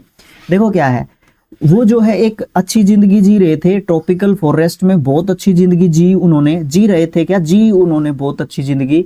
और वो क्या करते थे, कोकोनट खाते थे, और जब वो भूख लगती थी उनको तब वो कोकोनट खाते थे, नारियल खाते थे और फेंक देते थे ईच अदर, एक दूसरे के ऊपर, जब वो खा नहीं रहे होते थे, ठीक है। मतलब जब उनका पेट भर जाता था तो एक दूसरे के ऊपर वो क्या कर रहे होते थे, नारियल जो है फेंक फेंक के मारते थे, ठीक है। ये वाली चीज आपको देखने को मिलती थी, ओके। चलो ये बात समझ में आई भाई, बिल्कुल आई। They were dash occupied in gymnastics and acquired and dash which to us is truly dash. अब यहाँ पे 3 डैश आ गए आपके, और इनको मैं सेट कर लेता हूँ और फिर मैं कोशिश करता हूँ कि कैसे इनको सेट किया जा सकता है एक अच्छे मतलब किस तरीके से, किस अप्रोच से मैं इनको आंसर के रूप में लेके आ सकता हूं। देखो भाई चलो ट्राई करते हैं। दे were dash occupied in gymnastic, वो मतलब जिम्नास्टिक में कैसे थे, अच्छे थे, बहुत अच्छे थे। परपेचुअली हाँ, बाइसेक्शनली, प्रोफेशनली अच्छे थे, नहीं प्रोफेशनली तो नहीं कहना चाहिए इस तरीके की सिचुएशन में ना। कॉन्स्पायरेशनली नहीं, ये छोड़ दे। कॉन्स्पायरेटोरियली बोलना भी नहीं आ रहा, इतना डिफिकल्ट वर्ड सर आपको ही नहीं बोलना आ रहा, गलत बात करते हो आप हमारे साथ। कोई नहीं, मैं ज्यादा फोकस किस पे करता हूँ कि हम कैसे निकाल के लेके आ सकते हैं, ठीक है। ये प्रोनाउंसिएशन की क्लास में तो ऐसा होना चाहिए। बीइंग एन इंग्लिश टीचर मुझे इम्प्रूव करना पड़ेगा, और ज़्यादा इम्प्रूव करना पड़ेगा, करूँगा मैं। थोड़ा सा चैनल अगर अच्छा चल जाए ना तो और भी थोड़ा सा इम्प्रूव मुझे करना है, फिर तो प्रोनाउंसिएशन की क्लास भी हो तो और भी ज़्यादा अच्छा हो, है ना। तो ये दोनों ऑप्शन कट गए हमारे, ये भी काट दो, ये वाला रखो। परपेचुअली का मतलब क्या होता है, हमेशा, ठीक है। अब देखो यहाँ पे दे वर परपेचुअली ऑक्यूपाइड इन जिम्नास्टिक, वो हमेशा से ही जिम्नास्टिक मतलब उछल कूद फांद में जो है बंदर है ना, हमेशा से ही अच्छे थे। ये तो हो गया कंप्लीट, एक तो हो गया। एंड एक्वायर्ड एंड डैश, और उन्होंने एक्वायर कर रखा था, क्या एक्वायर कर रखा था, सिविलिटी, डेंसिटी, एजिलिटी, वेरिएबिलिटी। उन्होंने क्या जो है ले रखी थी उसके अंदर, उन्होंने क्या एक्वायर कर रखा था, उन्होंने एजिलिटी एक्वायर कर रखी थी। उसमें मतलब वो तेज थे, शिगर थे उसमें, शिगर क्या लिख रहा हूं मैं, वो उसमें तेज थे। क्योंकि वो जिम्नास्टिक वाला मामला तो आजकल भी बंदरों में देखा जा सकता है। बच्चों को हम क्या बोलते हैं, ज्यादा शरारती बच्चा होगा उसको हम क्या बोल देते हैं, बंदर, चुप हो जा, मतलब बंदर टिक के बैठ जा, बंदर, हम बच्चों को बंदर बोल देते हैं ना, वो वाली चीज है। तो वो उछल कूद फांद जो बंदरों के अंदर से आई थी, वो जिम्नास्टिक्स वाली जो क्वालिटी, उसके कारण हम बच्चों को ऐसा बोल देते हैं। तो यहाँ पे हमने क्या रख दिया, एजिलिटी एक तरीके से यहाँ पे रख दिया। तीसरे ऑप्शन के पास आ जाओ, इसी में से उनके पास जो है क्या थी, उनके पास जो है वो उनके पास नेचुरल थी, सदैव उन्होंने जिम्नास्टिक्स में जो है अच्छी मतलब उनकी थी, और फिर उन्होंने उसको बहुत तेज कर रखा था। विच टू अस इज ट्रूली, जो हमारे लिए सच में क्या थी, जो हमारे लिए सच में डिसअपॉइंटिंग थी। हमें डिसअपॉइंट क्यों होना भाई, हमें बोर भी क्यों होना है, एस्टोनिश हो सकते हैं हम लोग, फ्राइटन भी नहीं हो सकते, हाँ हो जाते हैं बट इतना ज्यादा दिक्कत वाली बात नहीं है। तो एस्टोनिशिंग मतलब आश्चर्यजनक, ठीक है। वो हमारे लिए क्या बात थी, वो हमारे लिए आश्चर्यजनक बात थी, क्योंकि बंदर इतनी उछल कूद कर लेते हैं, लेकिन हमारे डिसेंट रहे हैं वो लोग, ठीक है, हमारे डिसेंट रहे हैं वो लोग, है ना। तो फिर ये तो गड़बड़ वाली बात होगी भाई, हमारे अंदर इतना नहीं है। तो ये जो चीज थी हमारे लिए एक सरप्राइजिंग, एक एस्टोनिशिंग जो है बात हमारे लिए बिल्कुल से थी। ओके, लास्ट सेगमेंट के लिए हमें पढ़ना पड़ेगा। But after some millions of years of this arboreal paradise, ये जो पैराडाइस था, ये जो समय था, बहुत सारे जो मिलियंस ऑफ ईयर्स जब गुजर गए, इसके बाद their numbers increased to the point, उनका जो नंबर है वो तो बढ़ता गया, where the supply of coconuts was no longer dash. देखो ये बात अच्छे तरीके से समझने की है, जो समझ जाएगा बड़े अच्छे तरीके से समझ जाएगा, और जो नहीं समझ गया होगा वो फिर मेरे को कमेंट में ये लिख के बताया जाएगा कि भाई आपने अच्छा नहीं समझाया, ठीक है। ये बात बिल्कुल बोल के जाएगा वो मेरे को, बच्चा पक्का बोल के जाएगा, समझ लेना अच्छे तरीके से। बहुत सारा समय गुजर गया, बहुत सारा समय किस में गुजर गया, बहुत सारा समय गुजर गया सालों में। जैसे जैसे समय चेंज होता है वैसे वैसे चीजें चेंज होती जाती हैं, अपडेट होती जाती हैं। तो जैसे जैसे समय गुजरा, हजारों लाखों साल जब बीते, तो उनके नंबर में तो बढ़ोतरी हुई, किन के नंबर में, बंदरों के नंबर में तो बढ़ोतरी हुई, बट कोकोनट की जो सप्लाई है ना वो कम होगी। नो लॉन्गर डैश, अब डैश में क्या मुझे भरना पड़ेगा, डेफिशिएंट, डेलिकेट, एडिक्वेट और कॉन्सेक्रेट। तो यहां पे आपका जो है आपका क्या होगा, एडिक्वेट आपको देखने को मिल जाएगा यहाँ पे। एडिक्वेट का मतलब क्या होता है भैया, मतलब क्या है कि सेटिस्फाइंग नहीं रहा वो नंबर जो कोकोनट्स का चाहिए था, ठीक है, जो कोकोनट्स का नंबर चाहिए था वो सेटिस्फाइंग नहीं रहा। एडिक्वेट का मतलब क्या होता है कि गुणवत्ता या फिर मात्रा में जो संतोषजनक हो। अब देखो गुणवत्ता या मात्रा में जो संतोषजनक होगा, फिर यहाँ पे वॉज नो भी तो लगा रखा है, तो मतलब अब जो गुणवत्ता या मात्रा, उसकी क्वालिटी कोकोनट की और उनका नंबर, मेन बात क्या है, कोकोनट्स का नंबर कम होना, तो ये वाली चीज आपको यहाँ पे देखने को मिल जाती है। तो इस प्रकार से आपकी क्या हो गई भाई कंप्लीट, इस प्रकार से आपकी कंप्लीट हो गई है 30 अक्टूबर, सितंबर नहीं 30 अक्टूबर 2024 तक की अपनी जो 47 शिफ्ट थी आपकी MTS 2024 की, ये कंप्लीट हो गई हैं। और यहाँ तक का PDF आपको चाहिए है तो ये आपका टेलीग्राम चैनल है स्किल IQ एजुकेशन, इसको टेलीग्राम पे सर्च करो। जिसने सर्च मतलब जिसने ज्वाइन कर रखा है, लंबे समय से आप देख रहे हो, 10-15 दिन से आप देख रहे हो स्किल IQ को, तो आपके लिए मतलब इजी बात है वो, वहाँ पे भैया PDF आपके डाल देंगे, कोई दिक्कत यहाँ पे आपको नहीं आने वाली है, ठीक है। अच्छा, जिसने ज्वाइन नहीं कर रखा तो प्लीज़ आप इसको ज्वाइन कर लो, कोई दिक्कत नहीं है, आपको PDFs मिलेंगे ज़्यादा। मैं उसमें इतना अड़ंगा वगैरह इतनी मतलब मैं उसको भर के नहीं रखता भाई, उस पर आपके लिए काम की चीज़ें ही डलती हैं, ठीक है। उसको आप ज्वाइन कर लो ताकि वहाँ पे नंबर भी इंक्रीज होता हुआ दिखे, तो और भी अच्छा आपका वहाँ पे रहने वाला है, ठीक है। तो ये टेलीग्राम चैनल ज्वाइन कर लो, आपको PDF चाहिएगा तो, ठीक है, ये चीज़ है। अब आपसे एक चीज़ मांगता हूँ, लाइक मांगता हूँ, इसके लिए चैनल को सब्सक्राइब करने की बात बोलता हूँ आपको, और फिर आप वीडियो को शेयर कर सकते हो।